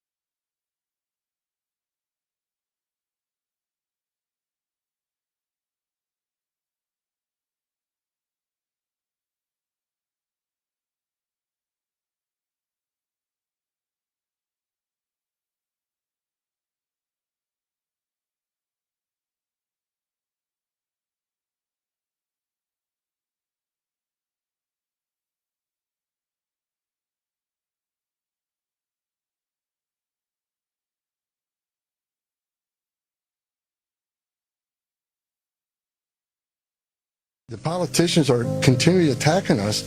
Where were they the last 4 years when the number of women and children sex trafficked went all-time high? Where were they when 250,000 Americans died from fentanyl coming across the border? Where were they when women and children are dying making that journey? Where were they? Not a word. Now we're just trying to respond to what happened the last 4 years and keeping this country safe. And we're arresting a lot of public safety threats, take them off the streets, which make this country safer. President Trump promised to make this country safer again. And that's what we're doing. The president, one of the words he said to me when I came up here, he said he didn't want to see anybody die.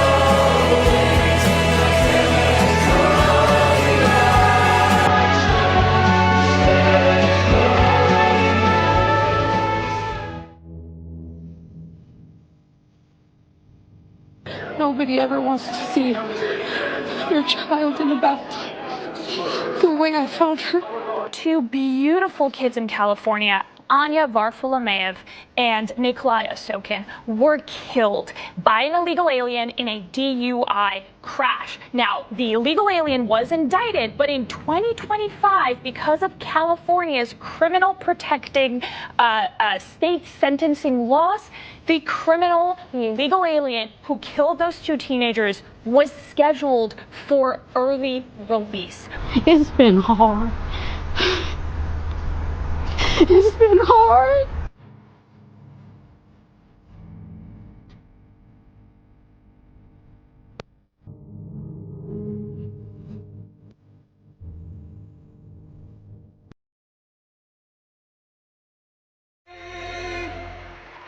All right, let's get down to business. That's enough of that. But how good is Lee Greenwood? He was with us right from the beginning. First time I walked onto the stage, I heard that song. I liked it. I said, let's use it. That was 10 years ago, and he's been with us all the way. Fantastic guy. There's never been a man that made so much money from one song ever, and I'm happy about it. But I'm delighted to be back in the beautiful Mellon Auditorium, a wonderful family. Tim Mellon is a great guy. He's the current version of the Mellons, a fantastic person. To celebrate a thrilling new milestone for America, the first generation of Trump account children. Trump account children. For the first time ever, we're going to give every newborn American child a financial stake in the future, head start at life, and a fair shot at the American dream, something people don't talk about so much, at least not for the last 4 years they haven't been, but now they're talking about it big. This last period of time, it's been unbelievable. You see what's going on with our economy, the tremendous investments that's been made in our country. We have over $18 trillion coming in. The most, I think, was 3. That was 10 years ago, another country, not even our country. We have $18 trillion, and we have thousands of businesses being built all over the country, and hundreds of massive plants, so big, car plants, AI plants.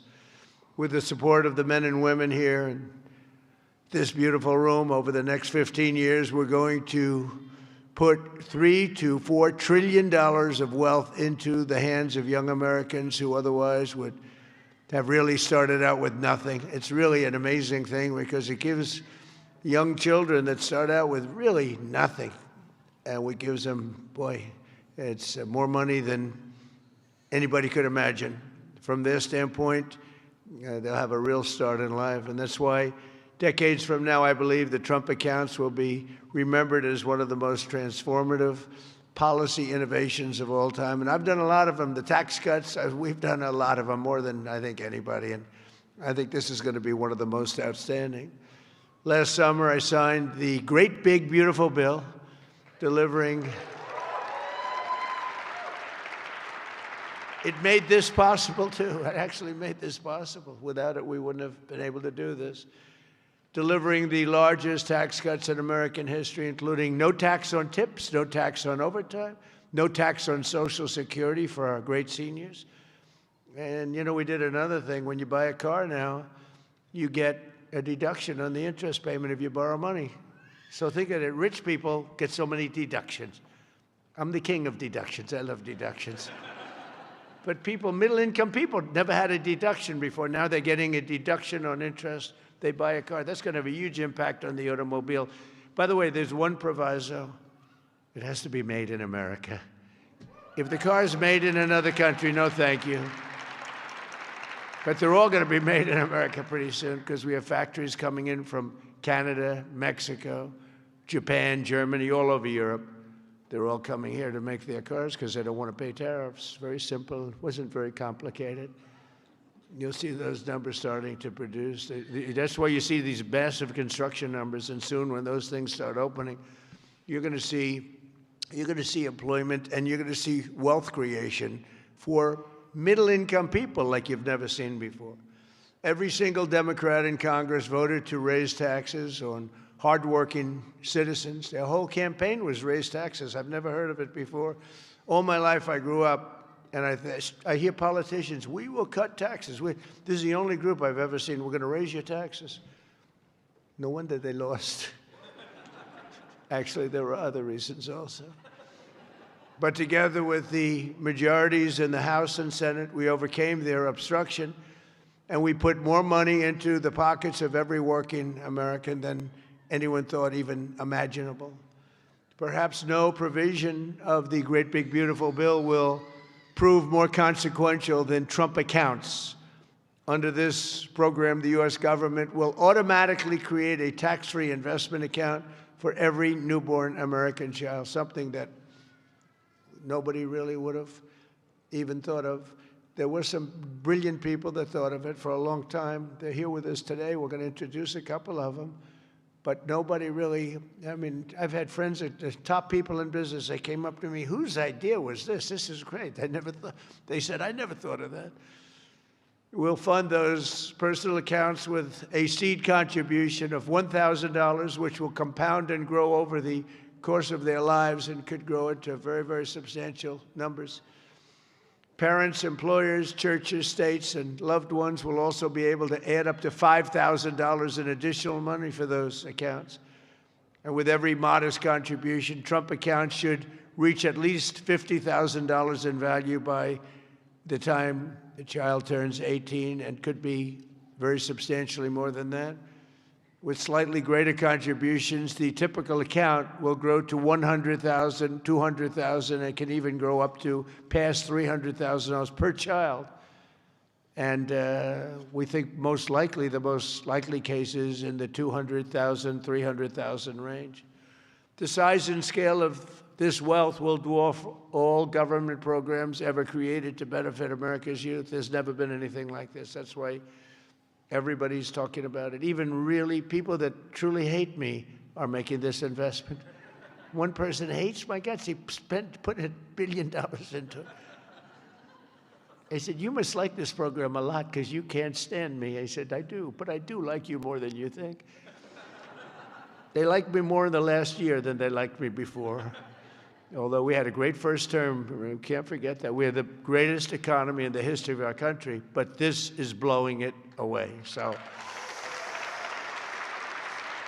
every president, thank you. Every president in modern history has left our children with nothing but debt. But under this administration, we're going to leave every child with real assets and a shot at financial freedom. We'll ensure that Americans don't just end their lives with a nest egg, but instead all Americans will begin their lives with a beautiful nest egg. There's never been anything quite like this.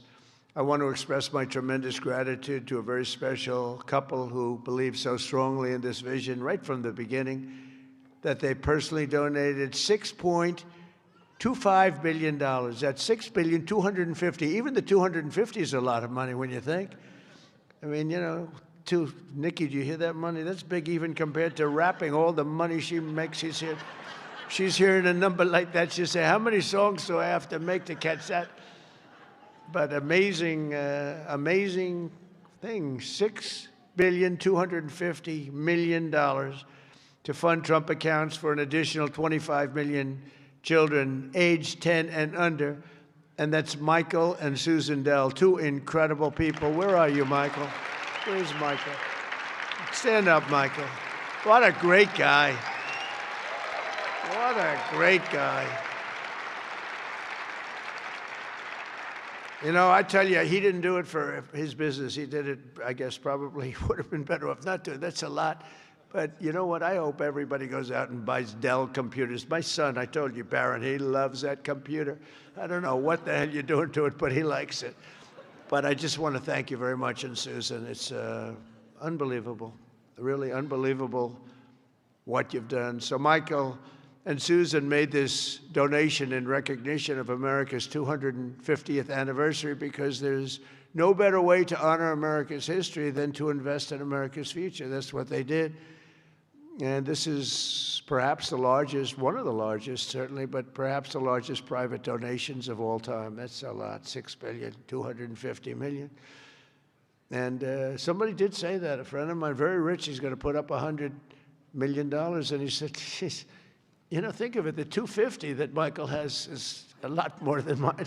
And I haven't even talked about the $6 billion. But anyway, it's amazing when Michael can start off with very little money and build a fortune where he can, you know, routinely make such a payment and investment in the youth of our country. Michael, you're great. Thank you, man. Thank you. And I also want to say hello to and thank some very special people that have been with my administration and really become friends of mine. On occasion, I have little arguments, but generally, I would say really good. And who's doing, and start off with a man who's doing a phenomenal job, Treasury Secretary Scott Bessent. Scott, thank you very much, Scott. And he loved this right from the beginning, Scott, right? He saw this and he said, wow, what a great idea that is. This is, hundreds of thousands of dollars by the time they reach 18, but we can go 21. They can keep it in longer. But he saw this right from the beginning. He said, wow, this is great. And we have some other ideas that will be great, but this was one that just hit everybody. This was an easy one to think about. And again, that bill allowed us to do this. Otherwise, can you imagine trying to get this approved by Democrats and Republicans? Let's get together. We got it done. Also, a man who's made your life much easier, because those of you that are building plants and equipment so you can give your money, ultimately you're giving your money away anyway, no matter how much you make. But he's made it a lot easier. Approvals for big plants used to take 20 years, 25 years, and then you'd get rejected, actually. You'd go 20 years environmentally and they'd reject you. You finally, if I think of it, a guy starts young, he starts an approval process. By the time he's middle-aged, they take a vote and he loses. It's not worth it. But we have a man that's getting these things done in a matter of weeks. And the biggest plants in the world are being built right now, and he's getting them done fast. He's getting electric plants built so that we can buy them. They're paying for them. They want to pay for them. So they can open up their AI plants and they can open up their automobile plants, and lesser so. The automobiles, believe it or not, take much less electricity. You're going to have to tell me why you need so much electricity to create information. I said, what's your primary product? Information. Oh, I see. Information. It better be damn good information for the kind of money. But Lee Zeldin is a star, and he has been incredible. Thank you, Lee. And, I have to say this. Scott and I were talking about it. So Lee went out to California after the fire, which should have never happened if they would have let the water flow from the Pacific Northwest, which everybody's been telling them, including me. Now I just opened it up. We literally sent in the military to open it up.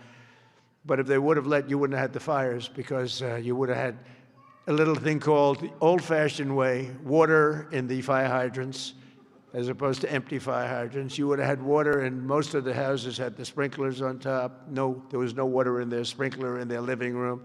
All those fires wouldn't have started. But they did start, and I will say that Lee, the most difficult permit was Lee. I went there a couple of days after the fire, met so many people on the streets who were, in many cases, fairly wealthy people, some very rich people. Some of the best houses in California burned down. And I said to them, so what do you want to do? They said, sir, we want to start immediately. Well, we'll get you permits. Now, the hardest permit, Lee, was the federal permit. Is that right? He got everything done in 20 days, right? The whole thing? Is that a correct statement or less? 20 days. So he got everything done, 100% ready to go. And I went for a meeting, and this mayor, who's a grossly incompetent person, she said, we're going to try and have the permits done within 2 years. Remember that? I got into an argument. I said, you mean within 2 days, right? She said, no. And I'm meeting all these people as I'm walking along the streets with the fire departments and the policemen, and they're all devastated. They're still smoldering. They weren't even allowed to go in their property. The Environmental Protection Agency local said, don't go on your property, okay? We said, it's okay, don't worry about it. Any problem is gone. Any problem is burned. Any germs are burned. They're burned. They were burned. Nobody's ever seen anything like it, but all so unnecessary that it happened. But we got it all done in 20 days, the whole place. And yet now, still, more than a year later, they don't have permits. Almost nobody is building. So I haven't told this to Lee Zeldin yet, but I'm going to put you in charge of getting permits. I think we're going to override the local authorities, because they're never going to have it. And when I was told that there's a provision where you can override the local authority to get things done, because it's really, to me, it's a national emergency. What they've done to these people is horrible. It's just horrible. And they'll still vote Democrat. Can you believe it? After all, it's just, they get used to it. Although I must say we converted many. We'll probably convert a lot more. But I just want them to get into their houses. And I don't want a big section of the area built into low-income housing. They want to put low-income housing right smack in the middle of it. And that's not the American dream, you know? You didn't do that. And low-income housing is great. I built a lot of low-income housing, but you don't put it there. This is one of the richest neighborhoods in the world, and we're going to let those people, and I recommend it strongly that everybody gets the approval, immediate approval to build a house, and you give them a 10% bonus so they can build a house 10% larger than they had before if they want, for all the suffering they've been caused. So they can build a little bit bigger house. So Lee, if you want, will you accept the job?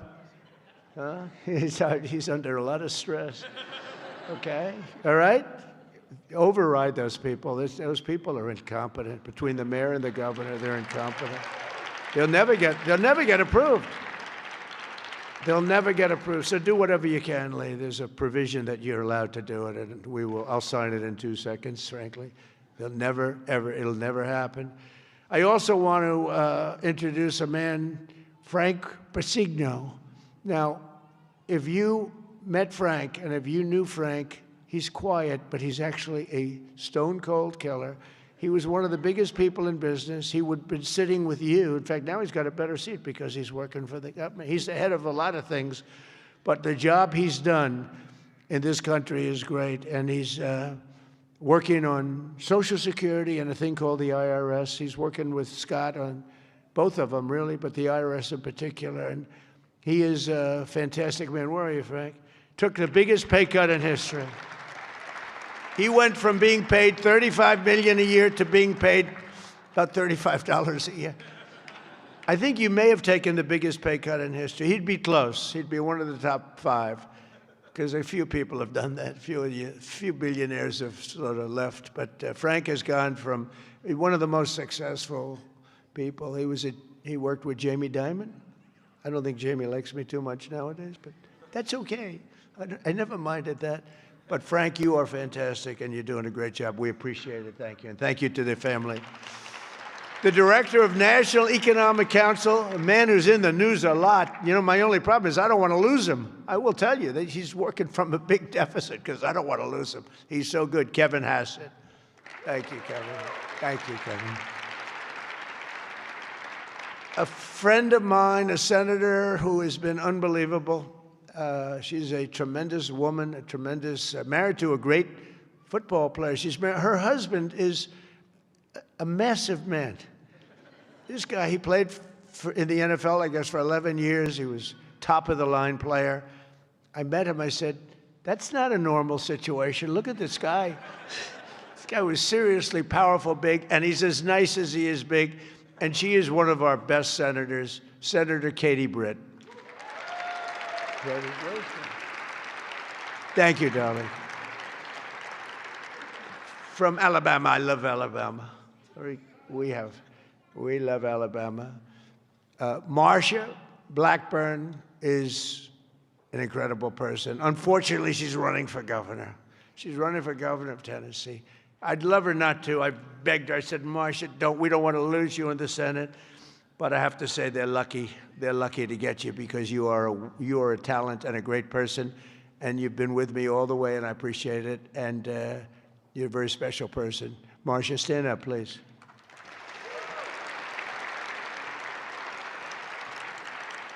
And a senator who's a friend of mine, you wouldn't believe that because we went through a rough campaign together. It was nasty. We got along so well, and we actually did joint rallies. Can you believe it? He wanted to get somebody action, so he's smart. He said, would you do a rally with me? But we did joint rallies, and the press used to say, will you ever, start fighting? I said, don't worry, it'll come. He said the same thing. Don't worry, it'll come. He's a very tough guy, very brilliant guy. In fact, when I said, because I had never gone into a debate before officially. My whole life was a debate, but I'd never debated before officially. And I said, let me find out about my competition. Who are these people? Because many of them, they were senators and mostly senators and governors. And I said, well, why don't we start with this guy named Ted Cruz? Let me, he was the best student at Harvard, #1 in his class. He was the best student at Princeton or something. And he was the national debate champion for 3 years. And I said, well, I don't like that. I didn't know that. I don't like that. And he was a very good debater, I will tell you that. He's a smart guy. But I'll never forget, because he was the first one I looked at. I've just joined the ranks of politics, and the first famous, that was the Rosie O'Donnell. Remember that? Only Rosie O'Donnell?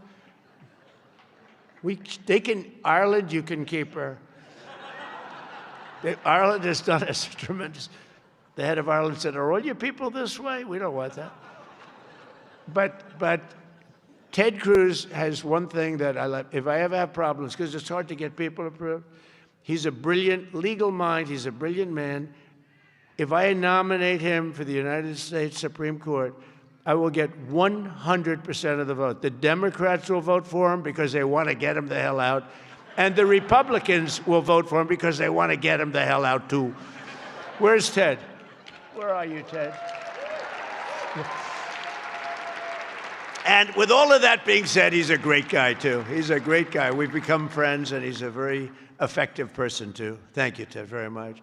The man knows more about tax than anybody that I know. Jason Smith, Congressman, wonderful person. Thanks, Jace. Thank you, Jason. Great job. Idaho Governor Brad Little, terrific guy. Thank you, Brad. Georgia Lieutenant Governor Burt Jones, who hopefully will be the governor of Georgia very shortly. They have a big race. He's leading by a lot in the polls. He was outstanding as a lieutenant governor. He's great everywhere, and I've endorsed him fully, so I don't want to, do anything that you don't know about. I have given him my complete and total endorsement. Burt Jones, where are you, Burt? Thank you, Burt. Great guy. Chief Design Officer of the United States, Joe Gebbia. Joe, thank you. Great idea, great ideas. Also, we have Mr. Wonderful, Kevin O'Leary. I like Kevin O'Leary. Where's Kevin O'Leary? Come on, Kevin, it's so nice. He's with me 90% of the time, but when he's with me, he's really with me. Great. And we got the TikTok deal done. Who the hell thought we could do that, right? I know. I wish he wanted to buy TikTok so much, and I would have done it, but his price was slightly lower. Slightly. He's fantastic. What a good, you're an entertainer, businessman, you had the whole quality, so I appreciate. I know what you did. Having done The Apprentice, I see you on television. You have what it takes, right? So I appreciate it, and thanks for all the nice things you do. And Cheryl Hines. Where's Cheryl? Wow. Married to a very, very powerful, important man. And I said, I'll tell you, Bobby, she's strong. I watched her in an interview. I said, Bobby, you keep him in line, don't you, huh? She said, yes, I do. She's got no choice. He's doing a great job, and so are you. Yeah, he's doing a great job. He's doing a very different kind of a job, too, and he's doing things that people have wanted to do for a long time. And they didn't have the courage, so say hello to Bobby, okay? We're also pleased, my daughter, she went crazy when she heard that this was happening. I want to go. She happens to be in the wrong state right now for that, but when she heard that there's a certain person that's here who's the greatest and most successful female rapper in history, Nicki Minaj. Come on. And, and Nicki makes a lot of cash. Not as much as Michael Dell, not quite. Not as much, but that's okay.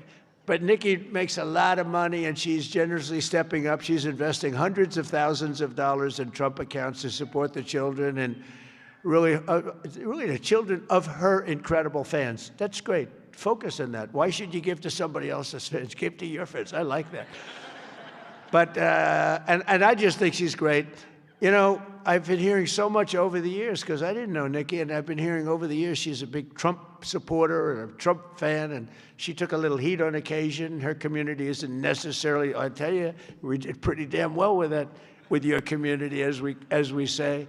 But Nicki has been an unbelievable supporter. She gets almost as much as Mr. Wonderful over here. He's been another one that's been so good. But I'd like to ask you to come up, Nicki. Come on up. Come on. She's been such a great supporter, and a great supporter of Trump accounts.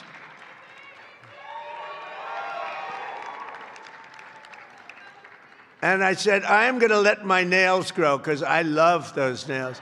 I'm I'm going to let those nails grow.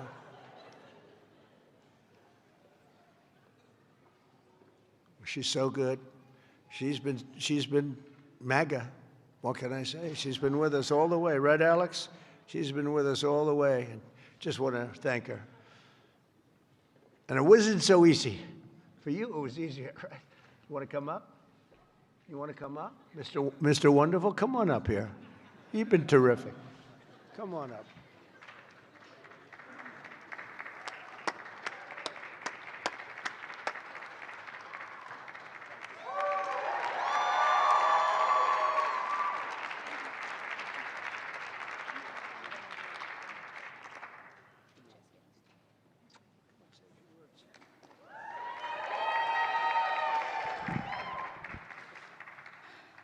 Hello. Well, I don't know what to say, but I will say that I am probably the president's #1 fan. And that's not going to change. And the hate or what people have to say, it does not affect me at all. It actually motivates me to support him more. And it's gonna motivate all of us to support him more. We're not going to let them get away with bullying him and, you know, the smear campaigns. It's not going to work, okay? He has a lot of force behind him, and God is protecting him. Amen.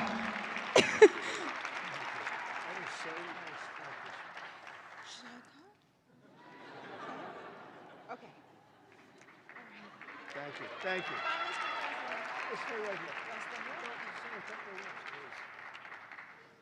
On behalf of all the entrepreneurs in America, I'd like to thank you, Mr. President, because we create 72% of the jobs. Companies 5 to 500 employees, and all we care about is policy. We love policy, pro-business policy, and these accounts are fantastic for independence and support. I thank you very much. It's all about the entrepreneur, and I think you know that, sir.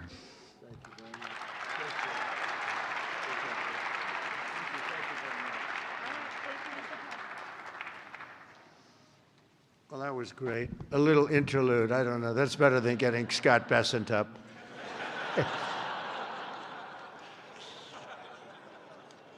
Thank you both very much. Two terrific people. When Trump accounts officially launch on July 4th of this year, every parent will be able to activate their accounts and access the funds at the trumpaccounts.gov. So it's all set up, all ready to go. It's beautiful. The site is beautiful. On that glorious day, we also expect to have commitments from generous private individuals in all 50 states, and they'll be making additional contributions for children in their own states. And already, legendary investor Ray Dalio has pledged to adopt the entire state of Connecticut. That's pretty good, Michael. And thank you very much, Ray. Great legend.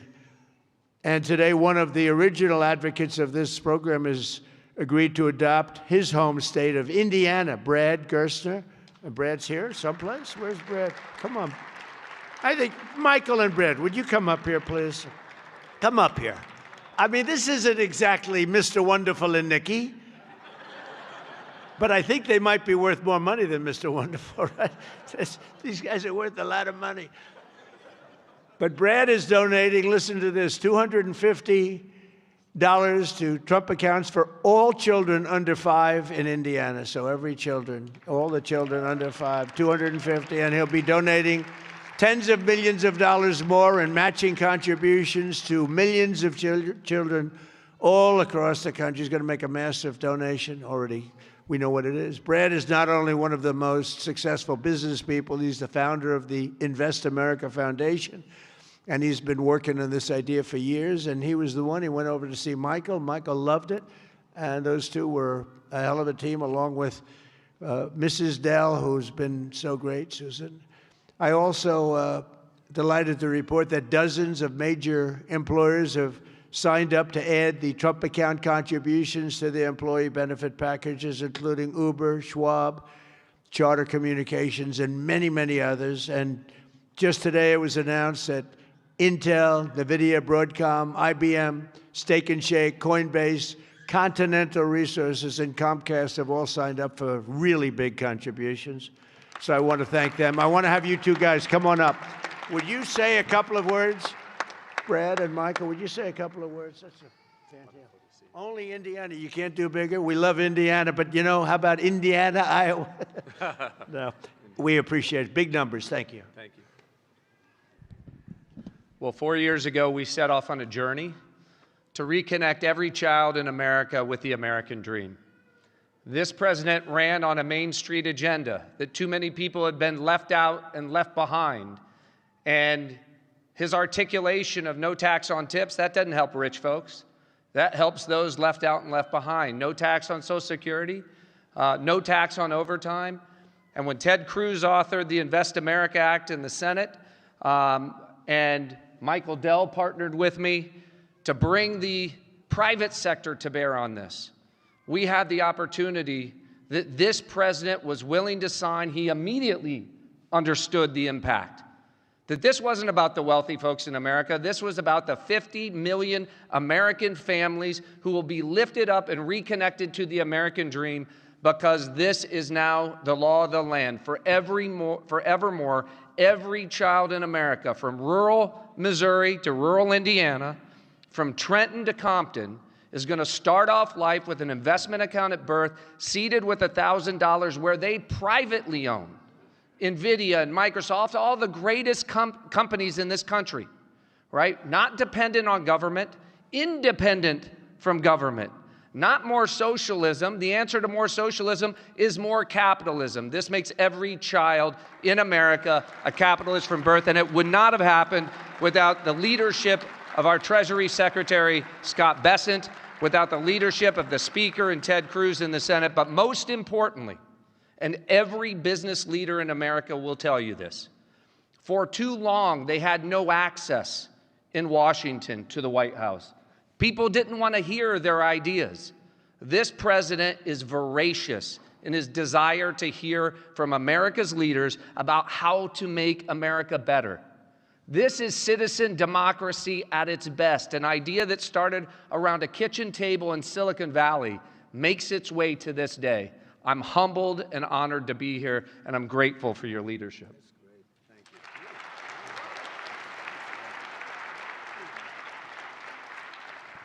Thank you, Mr. President. As you heard from Brad, the fact that this bill got passed itself was a miracle, and it creates a platform for communities, for families, for corporations, for philanthropists to add to these accounts. And in not too many years, essentially every child in America will have savings invested in the greatest companies in this country. And that will change the face of this country over the next 10, 20, 30 years. And we couldn't be more excited about this and the opportunity to make a difference. The best investment a country can make is in its people, especially in its children. And this creates an incredible platform for that to occur at enormous scale. And we're excited to see it all come together. Thank you all so much.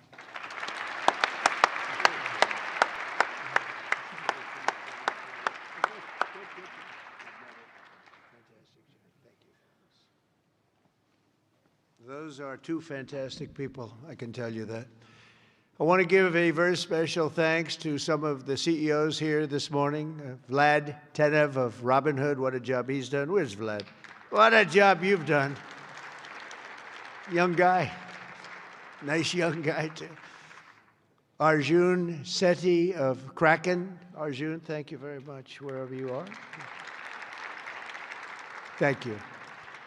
Anthony Noto of SoFi Technologies. SoFi. Thank you very much, Anthony.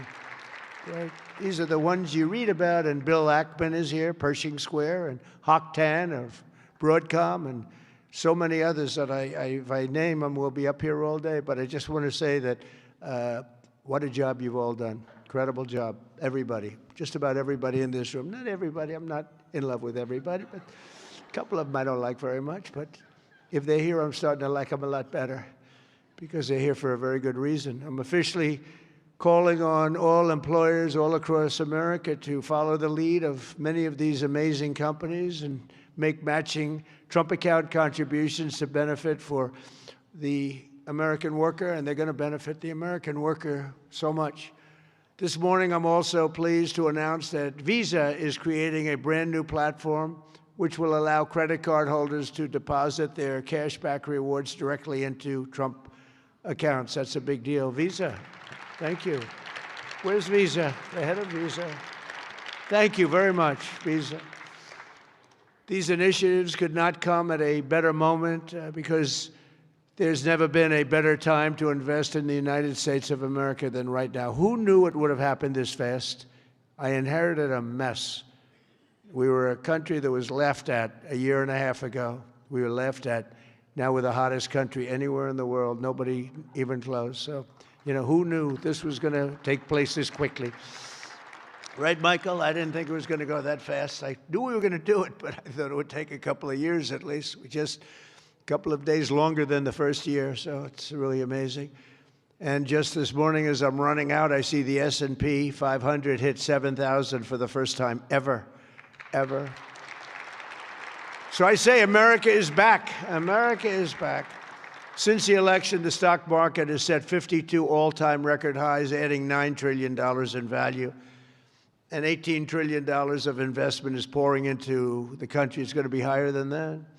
Just over 1 year ago, we were a country that lost its way. We were mocked and scorned, and every American child will now be and have access to something that is really incredible, and they can watch directly the economic boom that's taking place. This is a boom that's taking place, the likes of which we've really never seen. I don't think people, get it yet.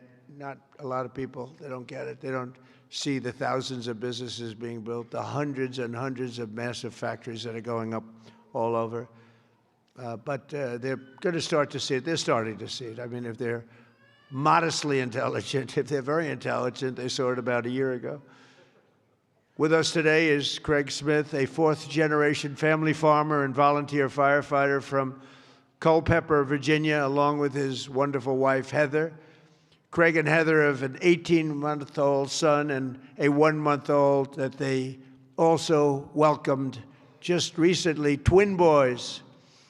And they can't wait to activate Trump accounts for all 3 of their children this July 4th. Craig and Heather, do you want to come up here, Craig and Heather? Where are you, Craig and Heather? Come on up, Craig and Heather, come on up. Come on up. It meant so much to them. People write letters. Every once in a while you get a letter, it just hits you. Craig and Heather, come on up. Thank you. That's great. Wow, look at this family, huh? They're a rich family now. The kids are richer than the parents. That's the way we want it. Thank you very much. Wow.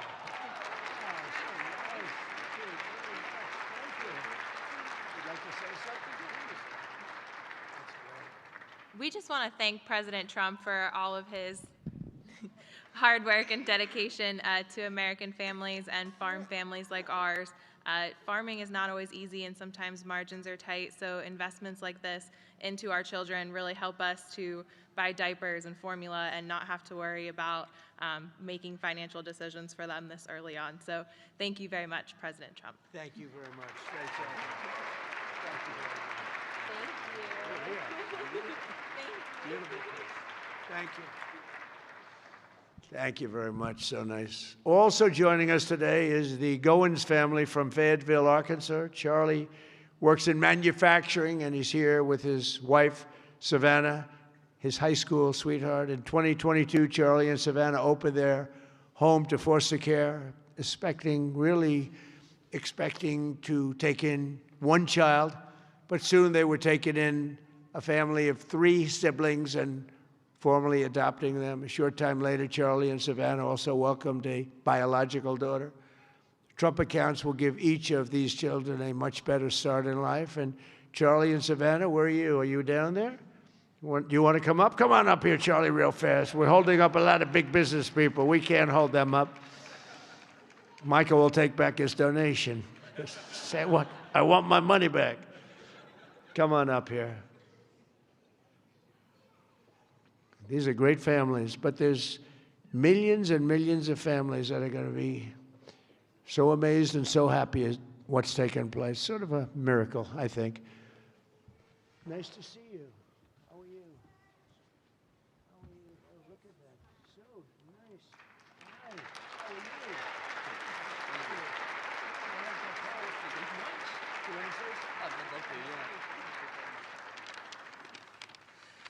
Thank you, President Trump, for having my family and me here today. My wife and I have spent the better part of our adult lives working to advance children in our community, and it was our faith that first led us to open our home to foster care, and it was God's plan that allowed us, absolutely. And it was God's plan that allowed us to adopt 3 amazing children out of foster care, to welcome so many more, and of course, this past year, welcome our youngest daughter, Florence, into the world. It's through our experience that we've seen how opportunity, or the lack thereof, can really impact a child at the very beginning stages of their life before they even get a chance themselves. And that's why, my wife and I, along with some of the work that the First Lady is doing, we are working to help foster families, foster and adoptive families, and personally in our state with protections and support in our home state of Arkansas. Every child deserves hope, stability, and a strong chance at a future, a strong future. And for young families, especially like ours, that your first priorities are, of course, your diapers and your wipes and your car seats and all that stuff. And so starting and investing into a investment account is not necessarily on the top of the priority list. And we're so thankful to have this. And I think this sends a powerful message that this administration believes that financial opportunity can start early, that it is intentional, and that it can impact every single family. And my wife and I are so excited that this administration has placed families and children like ours at the forefront of economic policy. And we're so excited for the future of the children and for this country. Thank you.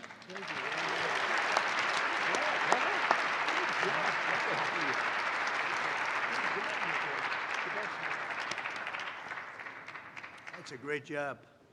I was wondering how much longer he could. Did you notice it? It's getting heavy. It's still 50 pounds or something. Right? I said, how much longer is that? And finally, it broke loose. But you could see a loving father there, couldn't you? Huh? The way he did that, right? Wasn't that a loving father? I watched that. He was grabbing. That's a great family. Thank you very much, both. Beautiful. So in conclusion, the ultimate success of the Trump accounts will be measured not just in the wealth created. It will be seen in young people buying houses that they could never have even dreamed of buying. It'll be seen in diplomas earned, companies founded, families formed, and more babies born. It'll really be seen in something where you're given a chance. You're given a chance at life, a very good chance. Above all, Trump accounts will help bring the hope and prosperity to every community that every community wants to see. And it'll bring back the American dream. The American dream is so beautiful. I would mention it all the time when I'm running. Whenever I run, I talk about the American dream because that's what we want to create. Others don't talk about it. But we have the American dream back, I think, now maybe better than ever before. For generations, Washington politicians have done nothing to take from the hardworking people of our country. They take and take. They do nothing but take. They've made workers' lives harder, sent prices higher, pushed your dreams out of reach. And both parties, they didn't do the job that they were supposed to do. Some were fighting, and sometimes we fight against some of the great politicians we have here. They fight with me, most of them, and we fight to make things better. But we run into walls of other politicians that either don't want to do something or they almost feel like it's a destruction of our country. But now we're doing something much better than giving the next generation a handout. We're giving them ownership of America's future so that they can grow up, chart their own destiny, and make our nation greater and stronger and better than ever before. So I just want to thank all of the people that participated today, the great business leaders, the great celebrities, and all of the people that are in this room. You've done so much. And I just want to also give a little bit of a shout out to a lot of great politicians that are right now voting on some very important measures, plus the politicians in this room. They have really worked hard on this. This is something that it's amazing that it got done. If you knew the political process, it was very complex, very hard to get done, to get all of those votes together. But we did it, and it's going to be great for America. And Brad and Michael, thank you both very much. Special, special people. Thank you very much. And God bless everybody in the room, and God bless America. Thank you very much for being here. Thank you. Thank you. The president made good on his campaign promise to root out rampant fraud and government waste this year in things like foreign aid, Biden's green energy and climate change boondoggles, infrastructure spending, things like Medicaid fraud, problems and waste at the education department. On the list of accomplishments White House officials note thus far is a commitment to going after government waste, fraud, and abuse. The White House is giving every secretary the same job. Cut, cut, cut, and make Washington accountable to you. The last projection I saw from the White House was around $160 billion in savings. If there's one thing that all Americans can agree on is that they are sick and tired of funding waste, fraud, and abuse. I think 2025 was maybe the year of discovery, and 2026 hopefully is going to be the year of accountability. They have a mission, they have religion about it, and they are doing it for us, for America, for taxpayers, and in the name of efficiency and getting the thing done right. That is upsetting a lot of people who have just come in and punched the clock every day to do their government jobs. I think more of this is coming in the new year because the American people deserve a government that focuses on them and doesn't spend money all over the world doing nonsensical things.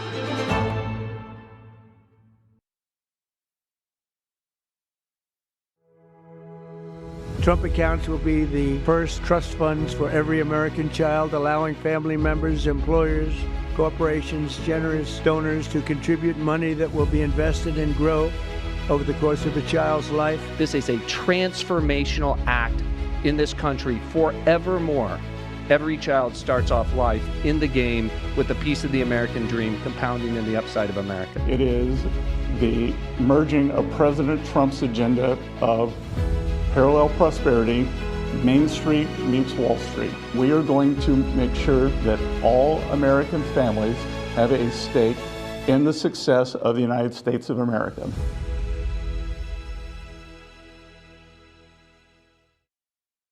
In honor of America's 250th anniversary, the Dells are announcing today that they are giving 25 million American children $250 each to save and to invest in their personal Trump account. Susan and I are super excited to announce our $6.25 billion gift to 25 million American children. When children have a future that they can see is worth saving for, then that will help build hope and opportunity and prosperity for generations to come. We are going to make sure that all American families have a stake in the success of the United States of America. We're just getting started. Today is day one. This is an extraordinary contribution, but it's the beginning of a drumbeat you're going to hear for the next 6 months leading up to the 250th anniversary of the country. I don't think there's anybody in the country who won't have heard about this. And this will be one of the many marquee achievements of the Trump administration. Thank you to our wonderful First Lady. And above all, thank you to the greatest, fiercest, and bravest fighting force ever to stride the face of this earth, the United States Army. Thank you very much. because the Army keeps us free. You make us strong. And tonight, you have made all Americans very proud. They're watching from all over the world, actually. Made them all very proud. Every other country celebrates their victories. It's about time America did too. That's what we're doing tonight.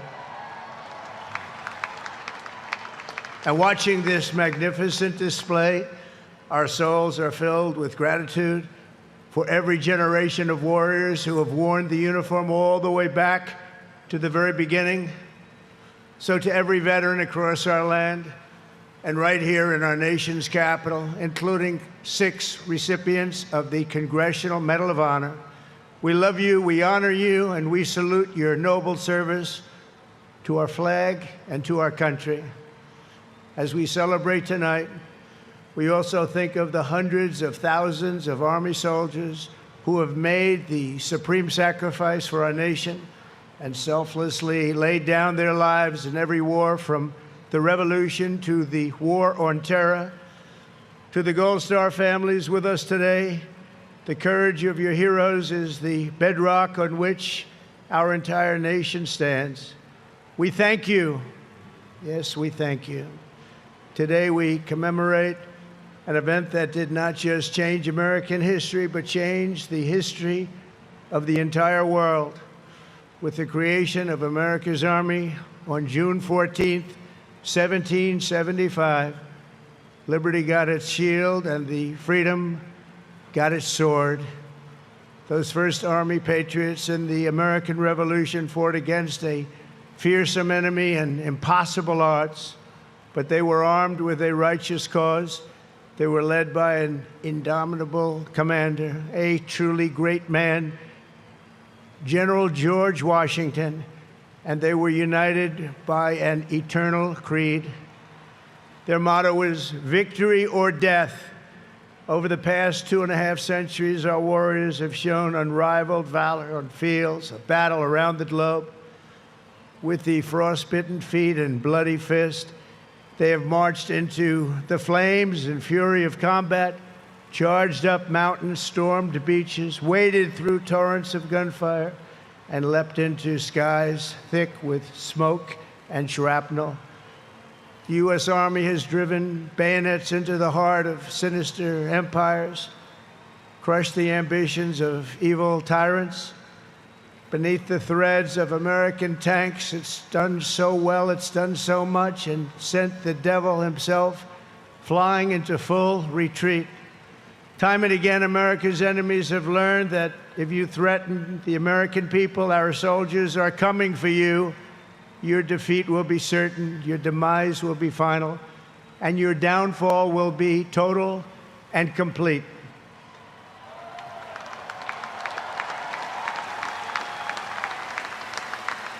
Because our soldiers never give up, never surrender, and never, ever quit. They fight, fight, fight, and they win, win, win. And that's why no institution in history has entered more names into the roster of American heroes than the U.S. Army, the Congressional Medal of Honor, more than anyone or anything. There was Mad Anthony Wayne, asked by George Washington to lead a daring midnight raid up the cliffs of Stony Point with unloaded muskets and only their bayonets to fight the redcoats. Mad Anthony replied, "Issue the order, sir, and I will storm into hell for you." Then there was the Civil War general, John Corse, shot in the face in combat. He fired off a message to his commander: "I am short a cheekbone and one ear, but I am able to whip the hell out of all of them." He stayed on the front lines, it seemed forever. In World War II, there was the great Creighton Abrams, besieged on all sides by the Nazis at the Battle of the Bulge. He boldly proclaimed, "They've got us surrounded again, the poor bastards."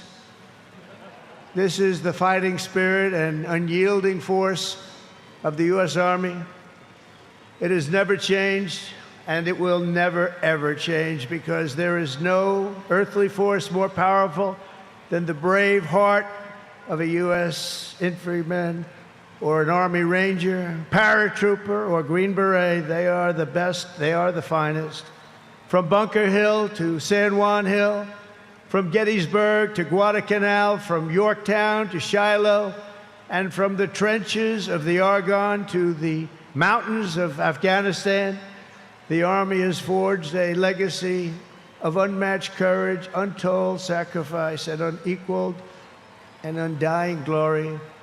Our soldiers have poured out their blood by the bucketful on Missionary Ridge and Heartbreak Ridge, on the sands of Sicily, Normandy, and the Philippines, and on the dusty streets of Da Nang, Baghdad, and Fallujah. Thanks to their extraordinary service and devotion, 250 years later, America stands tall, America stands proud, and America stands free. We're the hottest country in the world right now, and our country will soon be greater and stronger than ever before.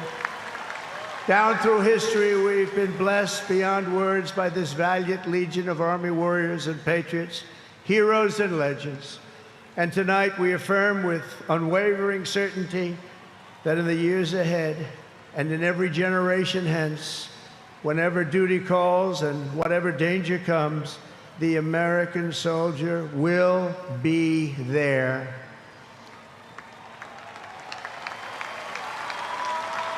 No matter the risk, no matter the obstacles, our warriors will charge into battle. They will plunge into the crucible of fire, and they will seize the crown of victory, because the United States of America will always have the grace of Almighty God and the iron will of the United States Army. Congratulations to everybody. We love our country. We've never done better. Thank you. God bless you. God bless the Army, and God bless America.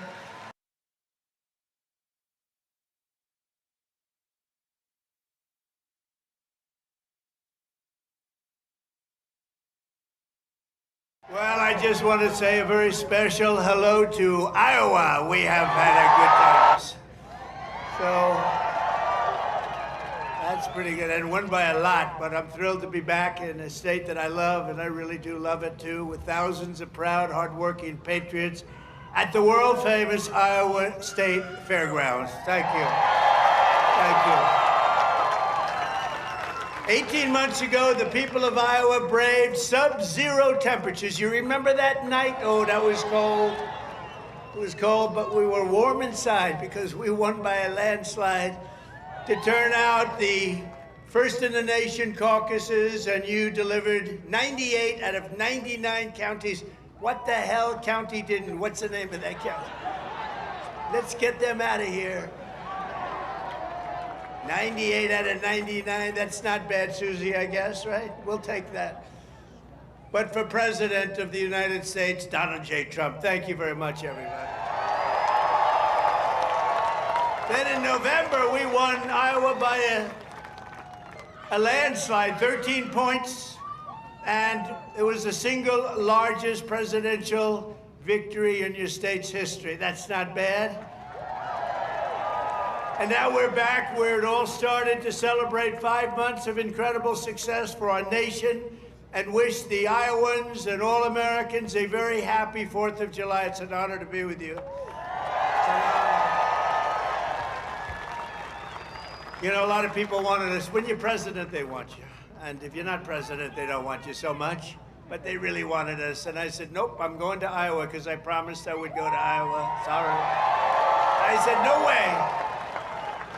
There could be no better birthday present for America than the phenomenal victory we achieved just hours ago when Congress passed the one big, beautiful bill to make America great again. Right?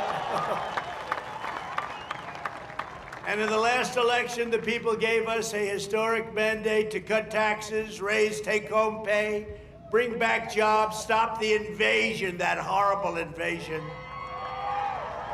Who would do that? Who would do that? That horrible, who would do that to us? Who would do that to us?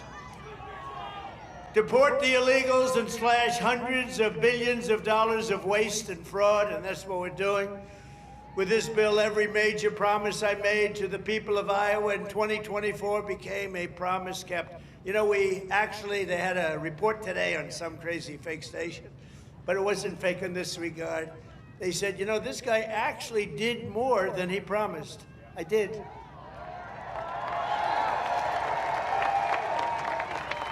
And I have another hat back there. It says, Donald Trump was right about everything. And I said,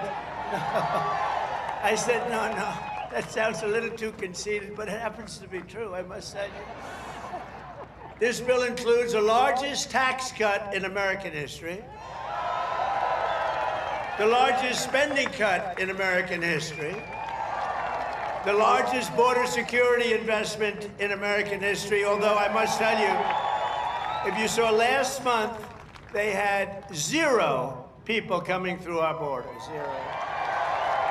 I'm not sure that's even possible. You know, I'll take it, but somebody must have got it. The other character had hundreds of thousands of people every time. Sometimes in a day, they'd have over 100,000. We had 0, I don't know, for the month. So it must be a little wrong. Maybe they're 2 or 3 or something, but I'll take the 0. And the group that makes up those stats, you know, they're radical left Democrats, so it's probably true. We did a great job on the border. The largest welfare reforms and military upgrades in modern times, that's what we're doing. We rebuilt our military in 2016 in their first term. We rebuilt it. They gave some of it away to Afghanistan on the most embarrassing day in the history of our country. You remember that? We remember that? We don't have days like that. We have days like we just had in Iran. That's the kind of days we have. Complete obliteration. It turned out that was complete obliteration. Think of these guys flying way up in the air on a dark night, no moon, no nothing, and they hit every single target. It's the size of 1/2 a refrigerator door, a little size, 2 by 2. But this is a declaration of independence from a really national decline. We had a national decline. We were a laughing stock all over the world. We had a man as president who shouldn't have been there. You know that. Shouldn't have been there. But we really had independence now over if you look at it, the overtaxation, where we were being taxed out of our lives, independence from overregulation. We have independence now from radical left bureaucrats and independence from the largest alien invasion that I think any country has ever seen. We've never had anything like that. These people were fools. They allowed it to happen. You know, we've already cured inflation. Your gas prices are way down. Everything I said is done. But the one thing, it's hard. Think of the time we spent on having murderers and gang members and prisoners from all over the world come into our country. We're getting them out fast, but it's a terrible thing what they've done to our country, and I hope you remember it, what they've done to our country, our beautiful country. 11,888 murderers came into our country, and some we've already gotten out, but it's terrible. Many of them, more than 50%, murdered more than one person. Can you believe it? And they let them come into our beautiful country. Just as I promised, we're making the Trump tax cuts permanent and delivering no tax on tips, no tax on overtime, and no tax on Social Security for our great seniors, right? Front row Joe. We got a lot of front row Joes here. That's very nice. Thank you. Thank you. And we have Mr. Wall. Someday I'm buying that suit, I'm telling you. I like that suit. I'll walk up one day, I'll be dressed like a Wall, just like you. I think he's come to about 200 rallies, and that means you like us. And I think he's a very successful guy, too, believe it or not. He's a top accountant. Can you believe this? And he comes to rallies, he likes the rallies. Front row Joes, they're all successful. But this is what they do for entertainment. But now it's not entertainment. We've saved our country. We've got the hottest country anywhere in the world, as said by many, many leaders of other countries. And we will ignite trillions of dollars in economic growth, increase take-home pay for the typical family by more than $10,000 a year. And very importantly for Iowa, this bill rescues over 2 million family farms from the so-called estate tax or the death tax. In other words, before Trump, you were losing farms to the banks. Before Trump, you were losing the farms like nobody's ever seen before. You love your children. You don't feel so well, you pass away, you leave everything to your children, and they have to pay a big estate tax or a death tax, as we call it. And they couldn't do it. They go out and borrow money, and all of a sudden the bank is foreclosing on the farm. Not going to happen. You have no more estate tax. You have no more death tax to pay. Now that's if you love your children. If you don't love your children, it doesn't matter. Just forget about what I said. Not going to help. But if you love them, or if you love somebody that you're leaving it to, think of that. No death tax, no estate tax, no going to the banks and borrowing from, in some cases, a fine banker, and in some cases, Shylocks and bad people. But they took away a lot of family. They destroyed a lot of families, but we did the opposite. So just remember, to me, it's so important, and it was mostly important for places like we're at right now. It's really, I'm so proud of it. At the same time, this bill cuts $1.5 trillion in spending. So wasteful spending is being cut by $1.5 trillion. And I got to tell you, I want to thank Republican congressmen and women, because what they did is incredible last night. And the Senate, the Republican Senate, we got, not with all of the things we did with the tax cuts and rebuilding our military, not one Democrat voted for us. And I think we use it in the campaign that's coming up, the midterms, because we got to beat them. But all of the things that we've given, and they wouldn't vote only because they hate Trump. But I hate them too, you know that? So it's sort of, I really do, I hate them. I cannot stand them because I really believe they hate our country. You want to know the truth? But it kicks illegal aliens off of Medicaid and food stamps and allows us to hire 3,000 new Border Patrol agents and 10,000 new ICE agents, and they are great patriots, the Border Patrol and ICE, to carry out the largest deportation operation in the history of our country. And I don't like saying that. I don't like saying that, but we have a country. We have a country to run, and we have so many people coming in that shouldn't be here. And they did. They came in from prisons, and they came in from drugs and gangs and drug lords, the worst in the world. They came in from mental institutions. They emptied mental institutions into our wonderful country. And I know exactly what's going on in Iowa. You had some horrible crime in Iowa caused by illegal aliens, but we're getting them the hell out of here. We have no choice. And our great, big, beautiful bill, it will build the Golden Dome Missile Defense Shield. We're going to have the best shield. And you saw that just the other day, where the missiles are being shot down one after another. You know, they called me to tell me they have to take a shot at us. This was Iran, very respectful. That means they respect us. Because we dropped 14 bombs, they said, we'd like to take 14 shots at you. I said, go ahead, I understand. They said, where they'd do it, I said, good. We emptied out the fort. It was a beautiful military base in Qatar who treated us really fantastically well. And they said, sir, 1 o'clock, okay? I said, it was fine. We could make it later. And we had nobody but 4 gunners. We had 4, they call them gunners, and they shoot the Patriots, they shoot the missiles up. It's hard to believe. So all of a sudden, they said, we're ready. And they were a little nervous about doing it, I want to tell you. Can you imagine? They were nice enough.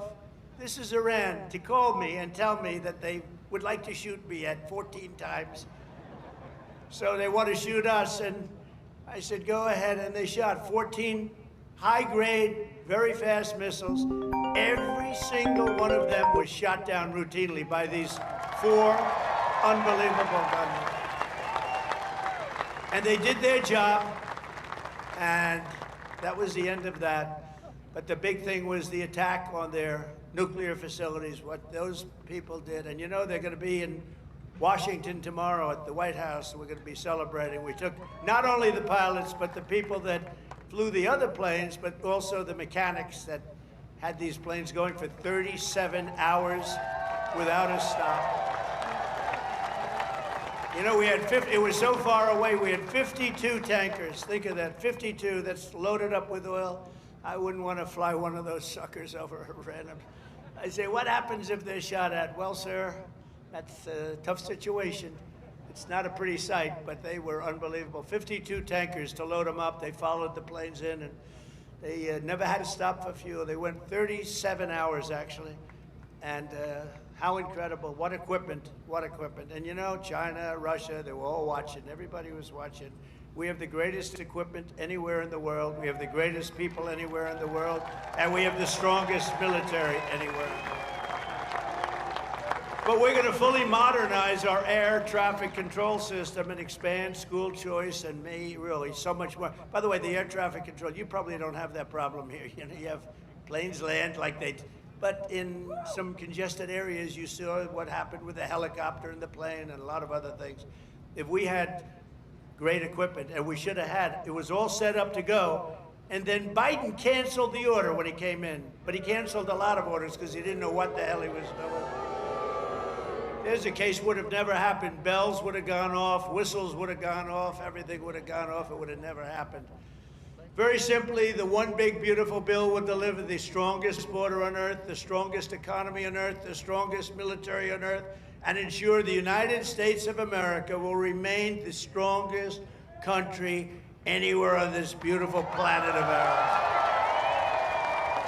165 days into the Trump administration, America is on a winning streak like, frankly, nobody's ever seen before in the history of the presidency. I said, they said, you know, sir, you're going to go down as one of the greatest presidents ever. I said, really? No, I said, really? I said, better than Washington? They said, yes, sir. I said, better than Honest Abe Lincoln? They said, yes, sir. I said, I like this guy that said that. That's a smart guy. He's up for a big promotion right now. But just a few months ago, our country was cold as ice. We were laughed at all over the world. We were laughed at. Think of it, a year ago, we were laughed at. We were a bunch of clowns. They were laughing at our president. They were laughing at everything having to do with our country.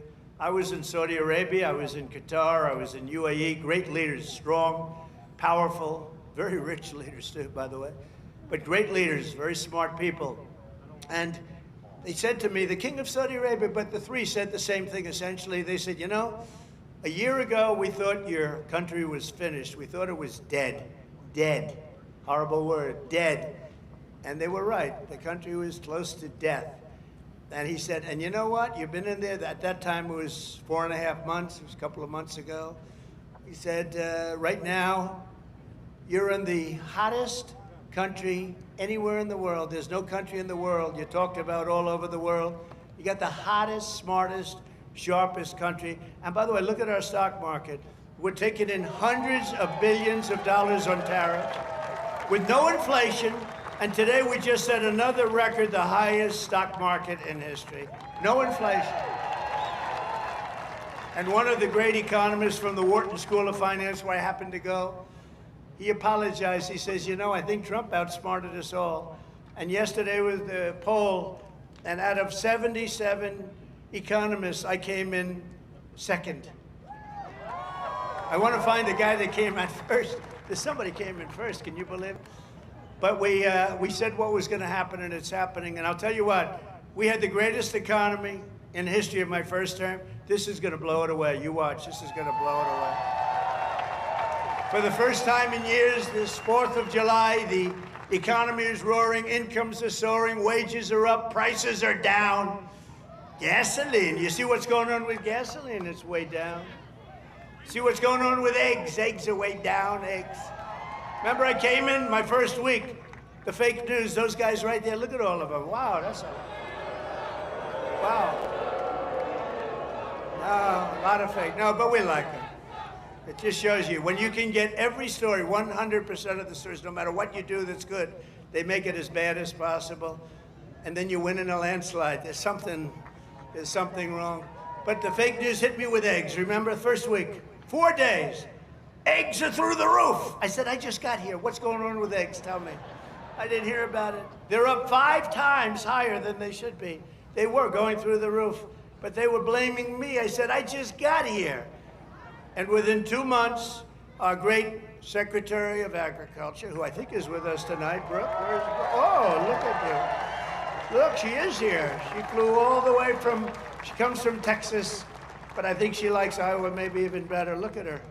You did a good job with groceries and with eggs. We'll tell you, it's true. They said, we have them this time, finally. It took an egg to get me, but that didn't happen either. Now they're down to a normal price, and people are ordering like crazy, but inflation is dead. 401ks and retirement accounts just hit an all-time record high. Did I hear what I think I heard? But we've achieved the lowest level of illegal border crossings in U.S. history, 0 illegals. Think of it, we had 0. And as I said, and I'll say it again, I love it because I have never seen any country suffer. No country has ever, there's never, don't worry, it's only fireworks, I hope. Famous last words. My famous last words, Trump said, don't worry, it's only fireworks. Hey, you always have to think positive. I didn't like that sound either. But last month, American-born workers gained 830,000 new jobs, a record. That's American-born. While the illegal aliens lost 340,000. And we don't want bad for them, but look, we have a country to run, and we want to have them come in, and we want to have them help our farmers. You know, you probably saw I got myself into a little trouble because I said, I don't want to take people away from the farmers. And we're going to do something I think that's going to be good because we want all the criminals out. Everybody agrees that we're finding the criminals, the murderers, the drug dealers. We're getting them the hell out of here. But the farmers, some of the farmers, many of you sitting right here, I have 4 friends right in the 5th row. But some of the farmers, you know, they've had people working for them for years. And we're going to do something. We're working with Christie. And we're going to do something that we're going to sort of put the farmers in charge. And if somebody, if a farmer's been with one of these people that work so hard, they bend over all day. We don't have too many people can do that, but they work very hard and they know them very well. And some of the farmers are literally, you know, they cry when they see this happen. If a farmer's willing to vouch for these people, in some way, Christie, I think we're going to have to just say that's going to be good, right? You know, we're going to be good with it, because we don't want to do it where we take all of the workers off the farms. We want the farms to do great like they're doing right now. So Kristi Noem has done a fantastic job, and Tom Homan. And we're working on legislation right now. Susie, right? We're working on legislation right now where farmers, look, they know better. They work with them for years. You had cases where, not here, but just even over the years, where people have worked for on a farm for 14, 15 years, and they get thrown out pretty viciously, and we can't do it. We got to work with the farmers and people that have hotels and leisure properties too. We're going to work with them, and we're going to work very strong and smart, and we're going to put you in charge. We're going to make you responsible, and I think that that's going to make a lot of people happy. Now, serious radical right people, who I also happen to like a lot, they may not be quite as happy, but they'll understand, won't they? Do you think so? Madam Secretary, look at you with a white hat on. Do you think they'll understand that? You're the one that brought this whole situation up. Brooke Rollins brought it up, and she said, so we have a little problem. The farmers are losing a lot of people, and we figured it out, and we have some great stuff being written, and let the farmers be responsible. And then if the farmers don't do a good job, we'll throw them the hell out of the country. We'll let the illegals stay, and we'll throw the farmer the hell out, okay? Get ready, farmer, I'm telling you. But okay, so the fake news will write that. Donald Trump will throw farmers out of our country. They will write it, because whenever I'm sarcastic, you know, when you can't be sarcastic as a politician. Well, if you're me, you can't be if you're So I want to say I was only kidding. No, the fake news will write it. Donald Trump wants all farmers thrown the hell out of our country. The audience booed the hell out of him. There was no boo. No, they're fake news. That's why nobody watches them anymore. Violent crime is plummeting, and we're on track to reach the lowest murder rate ever recorded by the end of this year. It looks like we're doing way good. And that's knowing that we have a lot of people in the country that we didn't have in the country 4 or 5 years ago. I mean, we have a lot of people that they allowed into the country that are serious criminals. A lot of them are on their way out, however. Iran's nuclear enrichment has been obliterated. Remember when CNN said, it wasn't obliterated. It was maybe damaged or damaged badly, but obliterated is too strong a word. No, it was obliterated. That's now been proven. The Atomic Energy Commissions, everything that's been obliterated. And they were trying to demean me by saying that, but they were really demeaning those great pilots and people and mechanics that got those planes over there and were able to shoot from high up in the air going very, very fast with potentially a lot of things being shot at them and hit every single one, they're trying to demean me, but to me they were demeaning them. And they got out of the plane and they said, what the hell, we hit every single target. They know better than anybody. But now that's been proven. It's CNN fake news and scammers that work for them. Scam writers that work for them. But we understand it and we fight it back. And a lot of people said, sir, don't criticize it because they're beneath you. No, they're not beneath me. Nobody's beneath. You got to put it, otherwise people don't understand. If you don't say something about it, you got to say it. These people did one of the greatest military hits and maneuvers in the history of our country. And I want them to be appreciated for it. So they're coming to the White House tomorrow night, and I'm signing the bill with the Speaker of the House. And by the way, Mike Johnson did a great job. John Thune did a great job. Everybody. This whole 2 weeks has been incredible, hasn't it? You know, when you think of all of the victories, we stopped 5 nations from going to war. And somebody else will get the Nobel Peace Prize for their writing about Donald Trump. A professor at some school that you've never heard of has received the Nobel Prize for his writing about Donald Trump and what Donald Trump did. I say, what about me? I don't get it, but that's one of those things. But think of it, we stopped India and Pakistan. We stopped Kosovo and Serbia. They've been fighting for a long time. And a lot of it was trade. I said, you're not going to trade with us if you're going to go to war. And India, Pakistan was big, very big for a different reason. I mean, they have little things called nuclear weapons. You would have had pretty soon a nuclear war. We stopped that. In Africa, you look at what was going on in the Congo with Rwanda. That war was going on for 30 years. 30 years, and we stopped it, and it was vicious. 6 million people killed. And it was a bad one. It was killed and killed badly. Machetes. A machete. You know what a machete is? You don't want to know.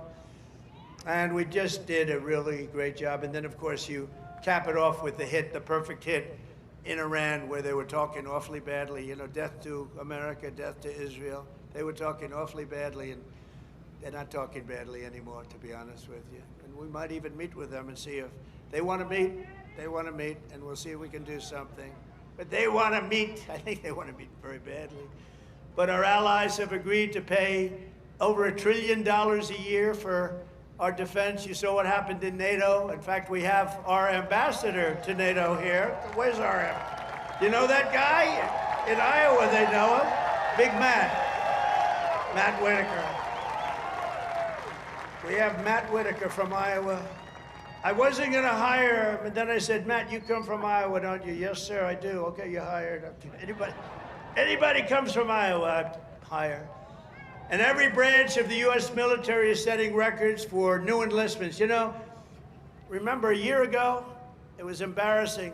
They couldn't get anybody to go into the military. They couldn't get anybody to go into the police or fire departments. They couldn't get anybody to go into government. And now we just set a record, a new record of enlistments in every single branch of the military and in all police forces. 1 year. 1 year ago, I remember saying to our great First Lady, I said, you know, First Lady, I call her First Lady because it makes me feel good. First Lady, isn't it terrible? Saying good night, First Lady, my darling. Because it reminds me that I'm president. That's all. Now, I said, First Lady, it's terrible. Nobody wants to join our military force. And you know, that was very demeaning to the people that are in there, that have been in there for a long time doing a good job. And then all of a sudden, like, we get elected and there's a spirit in the country and we start doing well. We have victory after victory in so many different things, especially economically. We're doing so good. We have hundreds of billions of dollars flowing in from other countries. We have plants being built all over. I mean, a little less here because you have enough with your farm. Oh, by the way, but I did get beef and I got ethanol into Europe. You saw that. You saw that. United Kingdom, they didn't want to do it. You know, they never took our beef and they never took our ethanol, and we said, got to do it, and they did, and they were great. We made a wonderful trade deal with them, but we're doing that all over. Is ethanol very important still for Iowa? Is it so? Yes? Anyway, so they're taking it in the United Kingdom, and beef, they never took it because they want to do their own. You know, they have a lot of farms and a lot of farmers, and they want to do their own, but they took it, and it's going to be great. You're going to do, I'll tell you what, the farmers here are going to do incredibly. Plus, we have tariffs on a lot of this stuff that was coming in and absolutely killing you, where they have different forms of vegetation coming in at prices that were very, very bad for you. And a lot of it comes in because they want to put you out of business, and then they want to raise the prices.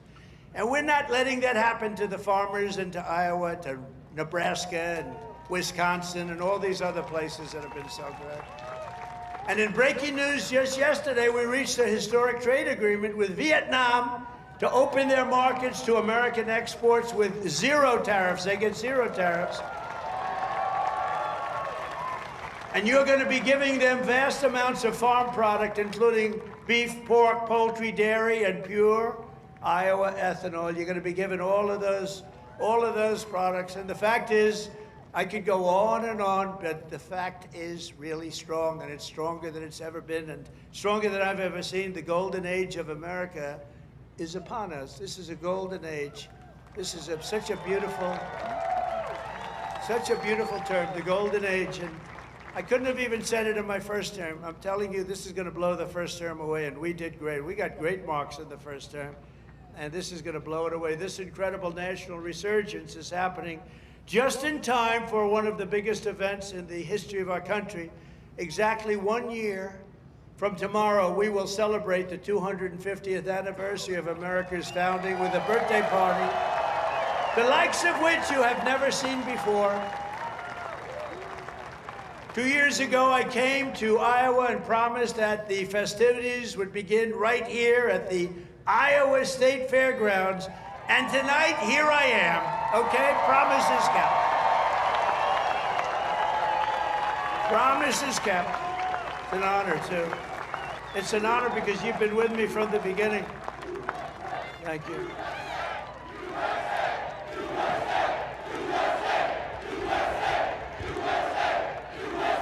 Thank you very much. No, it is an honor. You've been with me from the beginning. It was without doubt. In fact, I had some moments when I said maybe they might not, you know, fake stories were put out there like, I don't like corn. I don't like corn. I love corn. I just love, but they give you fake news. I said, do you think that's going to hurt me in Iowa? My numbers went up. I don't know. I can't figure you people out. This evening, we're officially launching America 250, an enormous year-long nationwide celebration of our heritage. It's really also a celebration of our flag, our great American flag, and our glorious American freedom. Did anybody see the beautiful flag I put up in front of the White House? Right? Everyone's liking it. Everyone's liking it. I actually put two up. I put one in the front and one in the back. I didn't want to go too crazy. I thought that would be enough. You know, they're big. They're about as big as you can get. We're proud of it. We will be announcing many more details in the weeks to come, but there are just some of the things that we have planned. And I have to say first, in honor of the wonderful tradition of fairgrounds like this one, this is a great fairground. As you know, I've been here before. We will be orchestrating what we're calling the Great American State Fair, and it will start right here in Iowa. Right?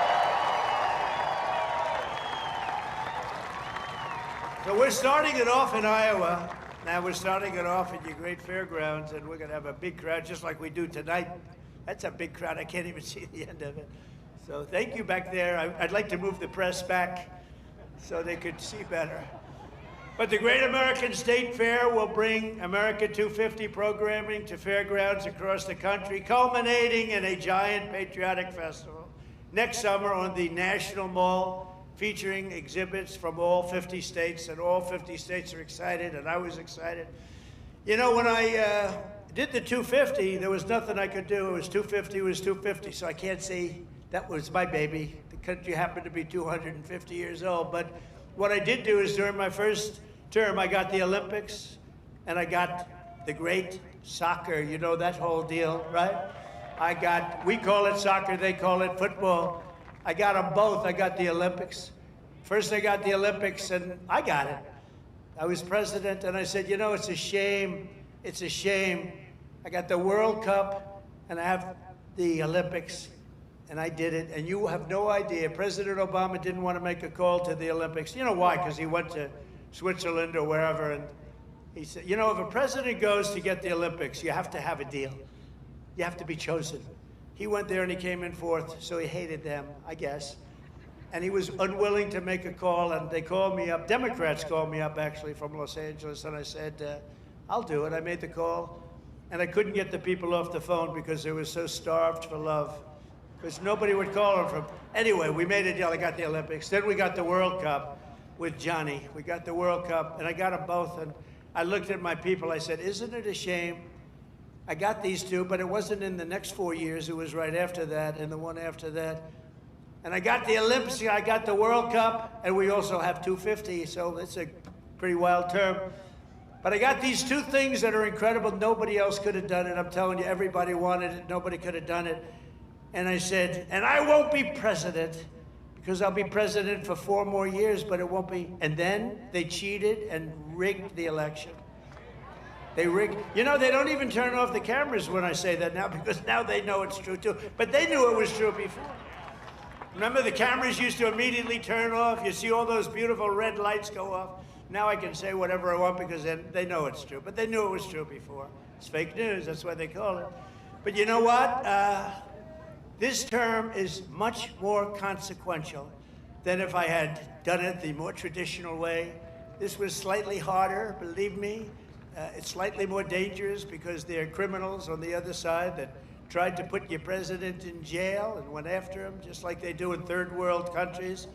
And we all beat him together. We beat him because our level of popularity was so high.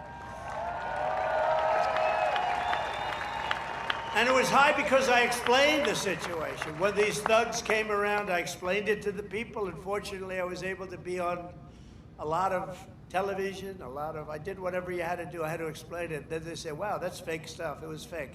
They're a bunch of bad people, but we kicked their ass, and we're going to continue to do well, and I appreciate it. And there was nobody more loyal than Mr. Kaufman, who's fantastic, and Iowa, and his son, who's maybe more fan. Where the hell is he? Stand up. Where's your boy? His son is better than him, I'm telling you. And he doesn't mind. I have a lot of fathers who would be very insulted if I said that, but they're bad people. He's a good guy. He's got a son who's fantastic. You know that. I think he's probably here someplace. Where is he? Oh, he's better looking than you, too. Good. Thank you. Great job. Nobody more loyal than the people of Iowa during that period of time when we had to show our stuff. But we just celebrated the 250th anniversary of the Army at Fort Bragg. You know, they changed the name, and we changed it back to Fort Bragg. The people of North Carolina came up, they said, sir, we want to really have the name of Fort Bragg back. Everybody was saying that. They kept calling it Fort Bragg. I changed it back. You know, these radical left lunatics changed the name of Fort Bragg. So we won World War II. We won World War I. We won other wars. We won everything from Fort Bragg and other places that we were also changing many of them back. And then we decided to change the name. Now, I tell people, you know, it's incredible. We're the only people. We win 2 world wars from a place, and then we say, let's change the name. So we change it back, and the people are very happy in North Carolina right now. And we just celebrated because the 250 was for the Army, was 1 year earlier than the, which makes sense. You know, we had a little Army, we did well, and now we have a nation. So it was 1 year earlier than the nation itself. And we had a beautiful parade in Washington, D.C. the other day. It was fantastic. You know, it was amazing. because the weather was so overcast and it looked so bad. And a week before, they said, oh, it's going to rain. I said, oh, man, we're bringing all these Army tanks. We're bringing all these people, these men and women. They're going to march down Fifth Avenue or wherever. This is terrible. It's going to rain. And then on the day, we woke up. Rain is projected all night long, heavy. Oh, I'm saying, I'll get my hair soaking wet. My hair's going to be soaking wet. I'll be crazy. I'll say, you know, this is terrible. It's going to rain 1 o'clock in the afternoon. The thing was at 8 in the evening, 1 o'clock. Rain is forecast at levels you haven't seen before. I said, oh, this is it. And so the generals called me, sir, we could change it, but this is the Army. We're sort of used to bad weather. I said, no, don't change it. I'll wear a raincoat. I'll wear a big fat hat so I don't get totally drenched. I'll be okay. I'm such a tough cookie. And then what happens? We get there, and there's no rain. And we go 1 hour, 2 hours, 3 hours of watching these great guys marching down Fifth Avenue. It never rained.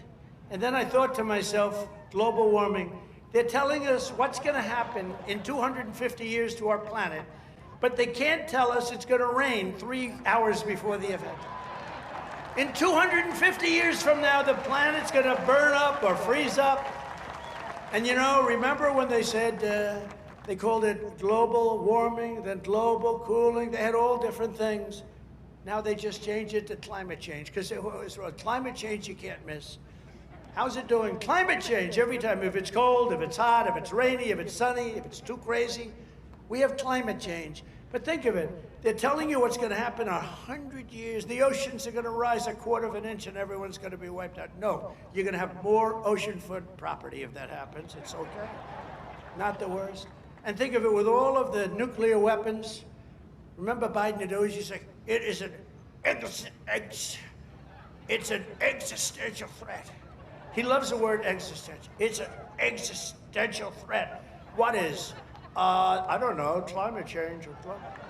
Remember that? Always, that's dangerous too, because they're going to take that and they're going to say, he couldn't say existential. So you can't imitate people either. Remember, I used to imitate Biden, couldn't get off the stage, and I'd walk into walls? And I called my wife, because it's always on television, and I said, how was it, baby? How good was that? We had 44,000 people. Nobody else could do it. I have to brag a little bit, you know, because what the hell? There's a little truth to that. But I brag a little bit. I say, how good was I? You were really good, but you know, what happened? You couldn't find this. You couldn't get off the stage. I said, no, I was imitating Biden. No, well, that's not the way it showed up. They showed you hitting walls, bunking your head on walls. So even like the word existential, when I imitate him saying it, tonight it's going to be on CNN. He couldn't speak. He couldn't say the word. These are seriously sick people. But now, this fall, we're also going to be celebrating 250 birthdays of the United States Navy and the United States Marines.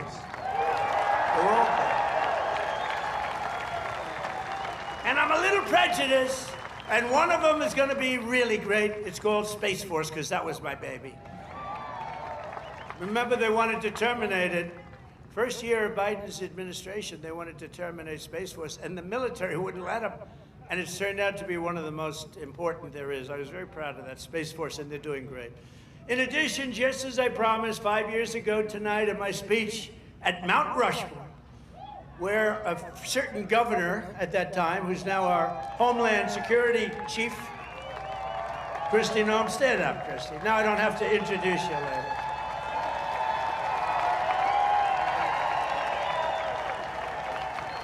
You know, I hired Tom Homan for the border, and I said, Tom, I want you to give me who'd be the best to be the Secretary of Homeland Security, which is essentially his boss. He said, Kristi Noem, sir. I said, Kristi Noem? You gotta be kidding. She's a great person, she's smart, but I mean, is she tough enough? Sir, she's the toughest person around. I said, and she is. She's tough as hell. I've learned. I'll tell you, a lot of bad people have learned it. She's done a fantastic job. Thank you. Thank you. But we're going to be officially opening the National Garden of American Heroes, a vast outdoor park featuring statues of the greatest Americans whoever lived. You know, they took down a lot of our statues. They took down statues of some of the greatest people that we've ever had living. I stopped them from taking down Thomas Jefferson. They wanted to take the Thomas Jefferson Memorial. They wanted to rip the hell out of the statue inside. You can imagine who they were going to put up. Let's get rid of Thomas Jefferson. So we stopped them. We signed a law. Do you remember that night? It was crazy. And they were marching toward the Jefferson Memorial, and I took out an old bill from 1909, and it was a bill that if you so much as touched, old, because today they don't do these things. They don't do it like they used to. Today you could never get it passed. It said if you so much as touch a monument or a statue, you go to jail for a 10-year period. No anything. So they were marching down there, and in the middle of their march, I gave a news conference. I said, anybody that touches, and I'm signing, immediately goes to jail for a 10-year period. That march broke up so quickly you've never seen. They said, it's a miracle. What happened? I signed a little bill that said you go to jail for a 10-year period. It was a great thing. It was an old bill that wasn't used. In fact, I don't know. I hope we don't have to use it again.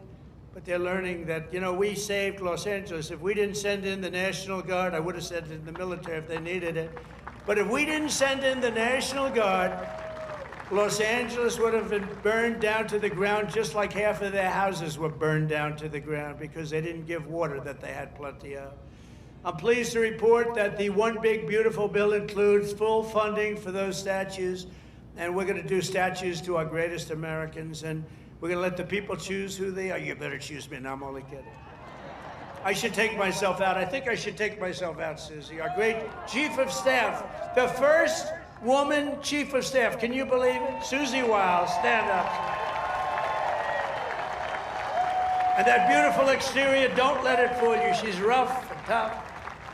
She got rated the most powerful woman anywhere in the world. She can take out a country with a mere phone call, which is true. Actually, it's very true in her case. And she's done a great job. We're doing okay, Susie? Looking good. We had a good 2 weeks, right? This had to be the best 2 weeks. Has anybody ever had a better 2 weeks than that? Next, to bring back our people together through the power of sports, America 250 will also host a brand new, first-of-its-kind youth athletes. It's a competition known as the Patriot Games, and it features top high school athletes from all 50 states. It's going to be great.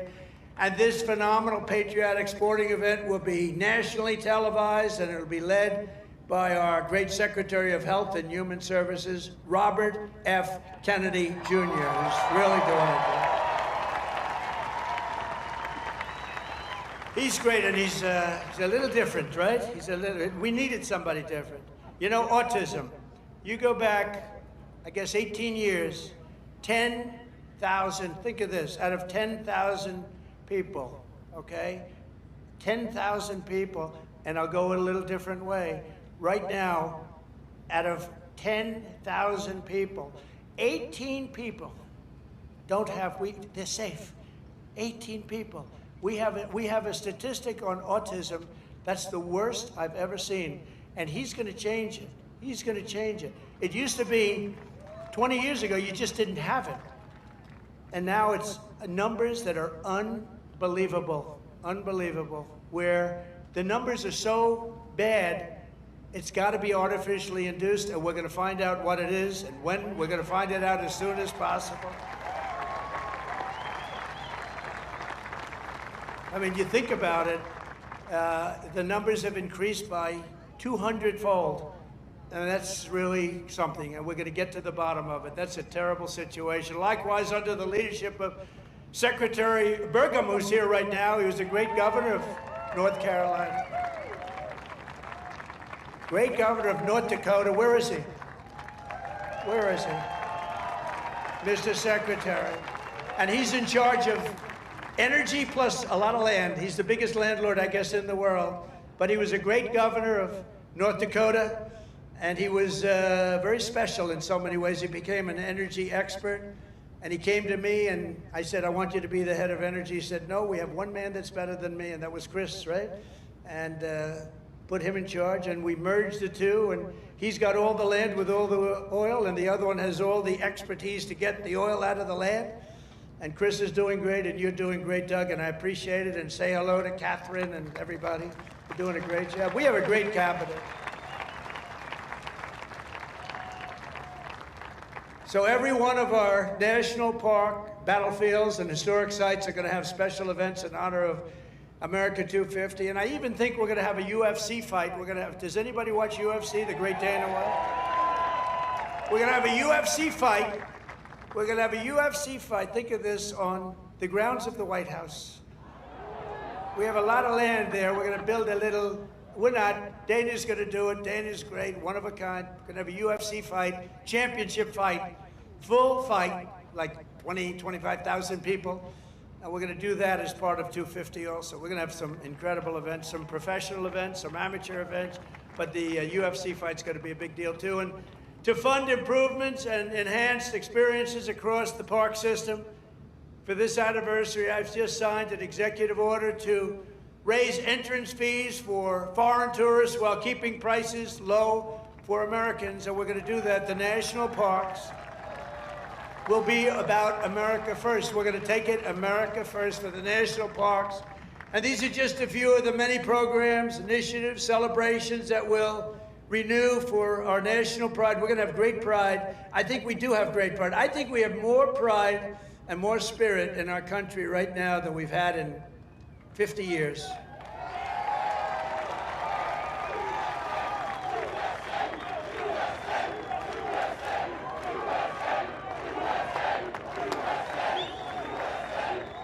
And together we're going to ensure that America's 250th anniversary is the single greatest year in the history of our country. We want to have a lot of great things. A lot of the things that Bobby and Health and Human Services are doing are going to come up during that period of time. And we're going to come up with a lot of tremendous things for health and safety. And economically, we're going to have the strongest country anywhere in the world. And the bill that we just got approved today was, think of that, all of those votes. 2 negative votes, but we had no Democrats, 2 negative votes in the Republicans out of all that. So I want to thank those great Republicans that voted to get it in. You know, we could only lose 3. If we lost 3, trouble. And we didn't lose 3. We lost 2, and I'm sure if I needed the 2, I could have gotten them too. But we're pleased to be joined tonight by many friends who will help make that possible, including, and I introduced Doug Burgum already from North Dakota, and just a great. He was really one of the best. Was he a better governor than you? Would you say, Christy, was he better than you? I don't know. Because they were neighbors, you know? You had North Dakota, you had South Dakota. Brooke Rollins, thank you, Brooke. Great job. She's now the Agricultural Secretary. Kristi Noem, great governor also, but she's doing I don't know, this. Do you like this better than being governor? Don't say. Don't say. They love you in the state, don't say. Maybe the most important guy in this whole place. You know, a lot of projects to stop using environmental stuff. A lot of projects to stop. They use it as a weapon. The radical left and others, they use it as a weapon.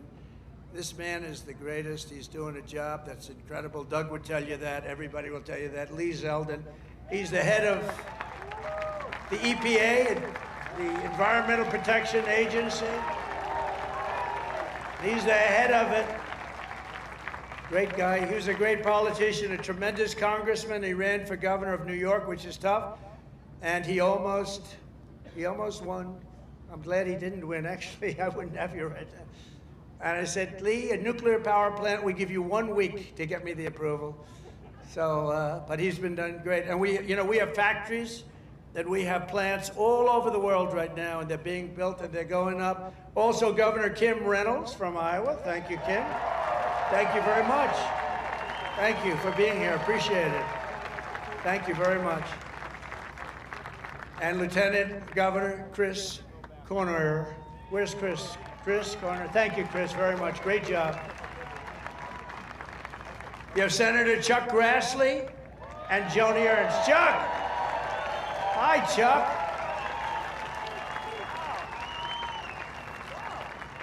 That's great. He's doing great, too. He's got more energy than all of us.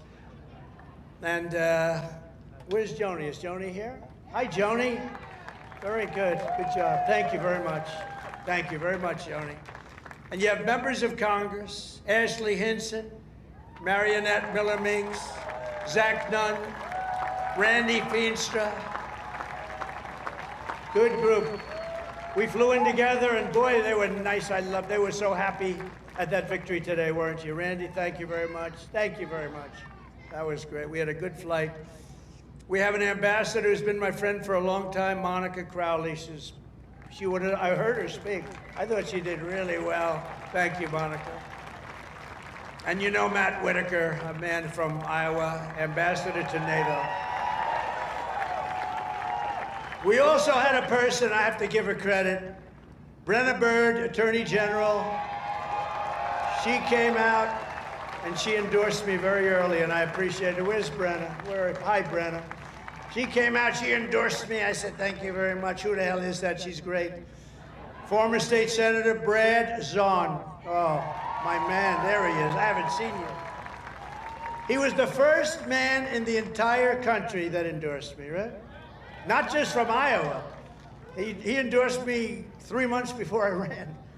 He said, that guy from New York should run. So I want to thank you. Really great. You're looking good, too. He's like the Marlboro Man, you know? He looks like the Marlboro Man.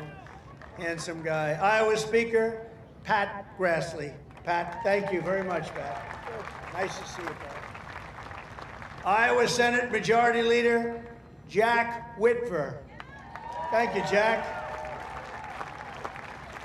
Thank you, Jack. Iowa House Majority Leader-elect, Bobby Kaufman. Thank you, Bobby. Great future. Great future. A friend of mine, Dan Newland, who's the most generous human being. He gives away. He hears somebody's in trouble. He hears somebody's in trouble, and he goes wild, and he's just a very good guy. And Jeff Kaufman, the head of your party here. So come on, stand up, Jeff. You can stand up. Thank you, Jeff. Great job. And Jeff was with me right from the beginning. When I was complaining about things, I'd call him. He'd do it sometimes. He was better as I started winning, right? But Jeff has been great. He's a great leader. Thank you very much, Jeff, for being here. And I have to say that Lee Greenwood has been unbelievable. That song, where is Lee? Is he around here? That song, it's the hottest song of its kind. #1 of its kind. You know, it's a certain genre. But thank you, Lee, very much. Real great song and great talent. This Independence Day, let's also give a very special thanks to every veteran and military service member here tonight for their outstanding devotion to our country. And I also want to thank you, fellas. Stand up. Look at them. They're in good shape. Thank you very much. Wow. That's a lot of veterans. Thank you very much. What an honor. I also want to thank the large group of Iowa pastors and faith leaders for their beautiful prayers, including Pastors Joshua Kent, Tammy Hall, Joseph Hall, Corrine Sturtz, Maureen Prakash, Aji Prakash, Dan McCoy, Rose Kessler, Michael DeJong, Jose Rodriguez, and ministry leaders, Virginia Caligari, Sarah Kent, and thanks also to Bob Vanderplatz. Thank you very much, everybody. Thank you. Stand up. You're the people we want to listen to. Stand up. Thank you. There they are. Look at that group. I want to be with them. They have the real power. They have more power than all of us. Thank you. You've been so good and so supportive. We were supported with the evangelicals, 89%.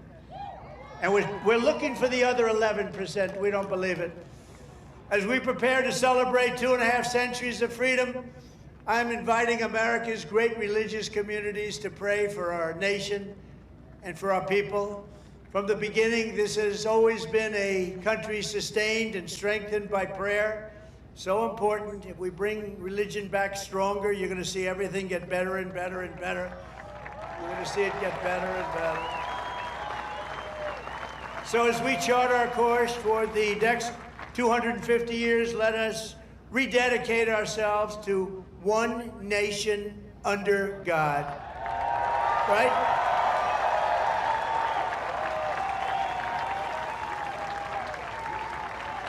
And as you know, recently we've seen some of our political system attempting to overthrow the timeless American principles and other pillars of our liberty. and replace them with some of the most noxious ideas in human history, ideas that have been proven false. Members of Congress and even former presidents have been openly embracing vile creeds such as socialism, Marxism, and straight-up communism. In New York, they're trying to elect a communist, Zoran Mamdani, the guy who wants to defund the police, take over the stores and run the stores, and have the people hand out goods. And when everything falls apart, it always does. It always works that way. It never has worked any other way. Anarchy and dictatorships prevail. This guy is a communist at the highest level, and he wants to destroy New York. I love New York, and we're not going to let him do that. Generations of Americans before us did not shed their blood only so that we could surrender our country to Marxist lunatics on the eve of our 250th year. As President of the United States, I'm proclaiming here and now that America is never going to be communist in any way, shape, form, and that includes New York City. And under my administration, we're bringing back freedom and liberty, law and order, and above all, we're bringing back common sense, right? Common sense. On day one, I stopped the weaponization of government against people of faith, and we created the Department of Justice Task Force combating anti-Christian bias. And I have to tell you, Pam Bondi is doing a great job. Pam Bondi is doing a great job. Attorney General, I ended the Green New Scam and terminated the insane, this is insane, the electric vehicle mandate where everybody had to have a car that happened to be all electric in the next few short years. The mandate. Some people want to have gasoline powered, some people want to have hybrids, maybe even someday hydrogen. Right now I don't like it because when they blow up, they don't ever find the body. They find the body about 5 blocks away. That does not sound promising to me. They said, no, it's getting better. I said, that's okay, let somebody else use it. But we're not going to have all electric. We're going to have electric if people want it. Electric is great. But gasoline, people like better in many cases, but you can have whatever you want. But it's ridiculous to mandate that everybody's going to be driving an electric car in 5 years from now. So I ended it.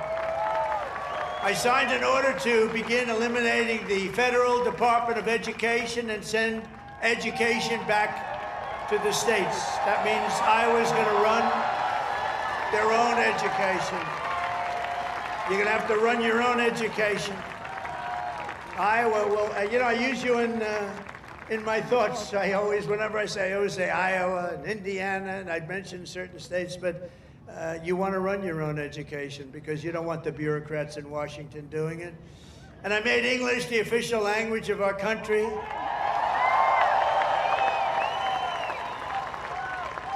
You would think that would be an easy one. It's not as easy as you think. I directed the reinstatement of all patriots expelled from our military by the Biden vaccine mandate, returning them to their former rank with full back pay. And I signed executive orders to abolish critical race theory and transgender insanity from our schools and from our military. And I made it official policy of the United States that there are only 2 genders, male and female.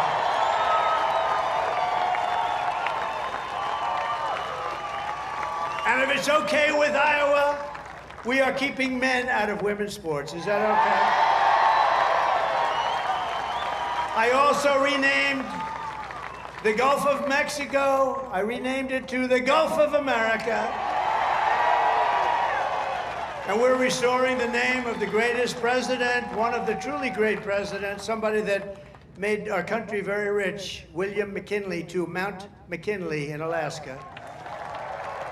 So in conclusion, in everything we do, we're once again defending the values, traditions, and beliefs that made every generation before us so very proud to be American. You know that better than anybody in Iowa.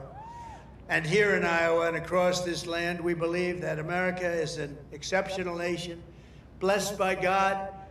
It's really destined to be the freest, strongest, the greatest country ever to exist on the face of the earth. And we're going to make it that way much more so than it's ever been. We believe in the wisdom of our founders who declared that our rights do not come from bureaucrats in Washington. Our rights come from our Creator in heaven. That's where our rights come from. And we reject government discrimination and so-called diversity, equity, and inclusion mandates. They're just about washed out the window, actually. They're just about over with. We're just about finished. In this country, we believe in hard work and we believe in merit. And by the way, we're allowed to have merit. We're now back to being a merit-based system. We had a decision in the United States Supreme Court. Our country is now a country based on merit. We oppose censorship, price controls, open borders, and sex changes for children. We support our troops, respect our police, and salute the heroes of ICE and Border Patrol. We cherish our Constitution, and we defend free speech, free assembly, religious liberty, and the right to keep and bear arms, our Second Amendment.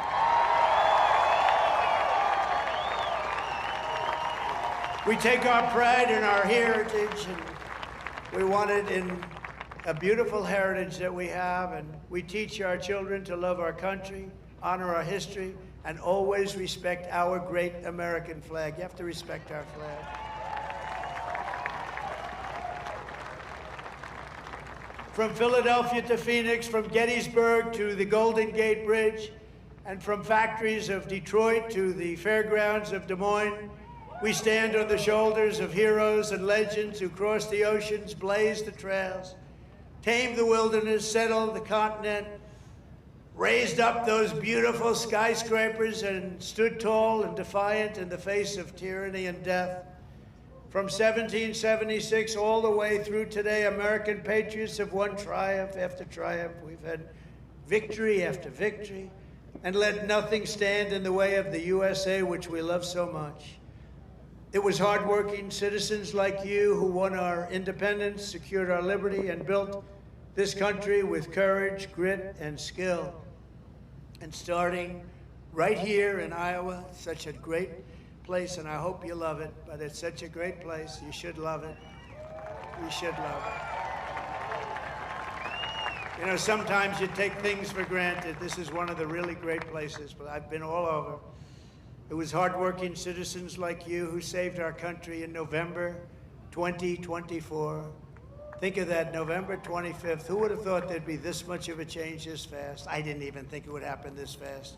Happened at a level that nobody even thought possible. Again, we have the hottest country anywhere in the world. Today, with your help, America is free, America is proud, and America is sovereign once more. And this 4th of July, our magnificent destiny is closer than ever before. We are one people, one family, and one united American nation. We will never give in. We will never give up. We will never back down. And we will never, ever, ever surrender. We will fight, fight, fight. We will win, win, win, because we are Americans and our hearts bleed red, white, and blue.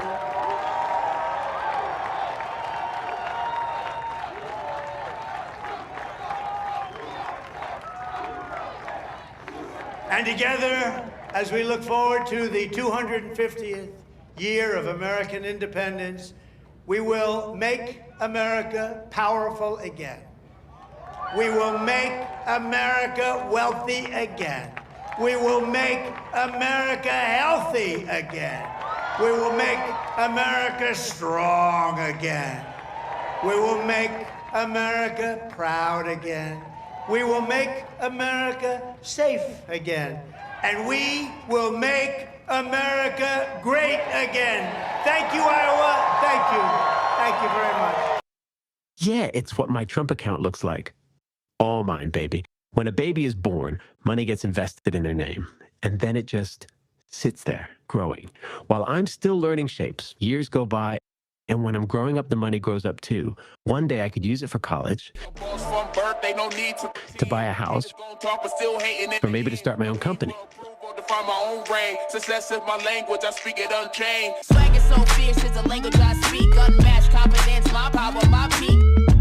I'm building wealth and I can't even walk yet. Boom. All you babies out there, make sure you get signed up. Looking for the sauce, I got the recipe.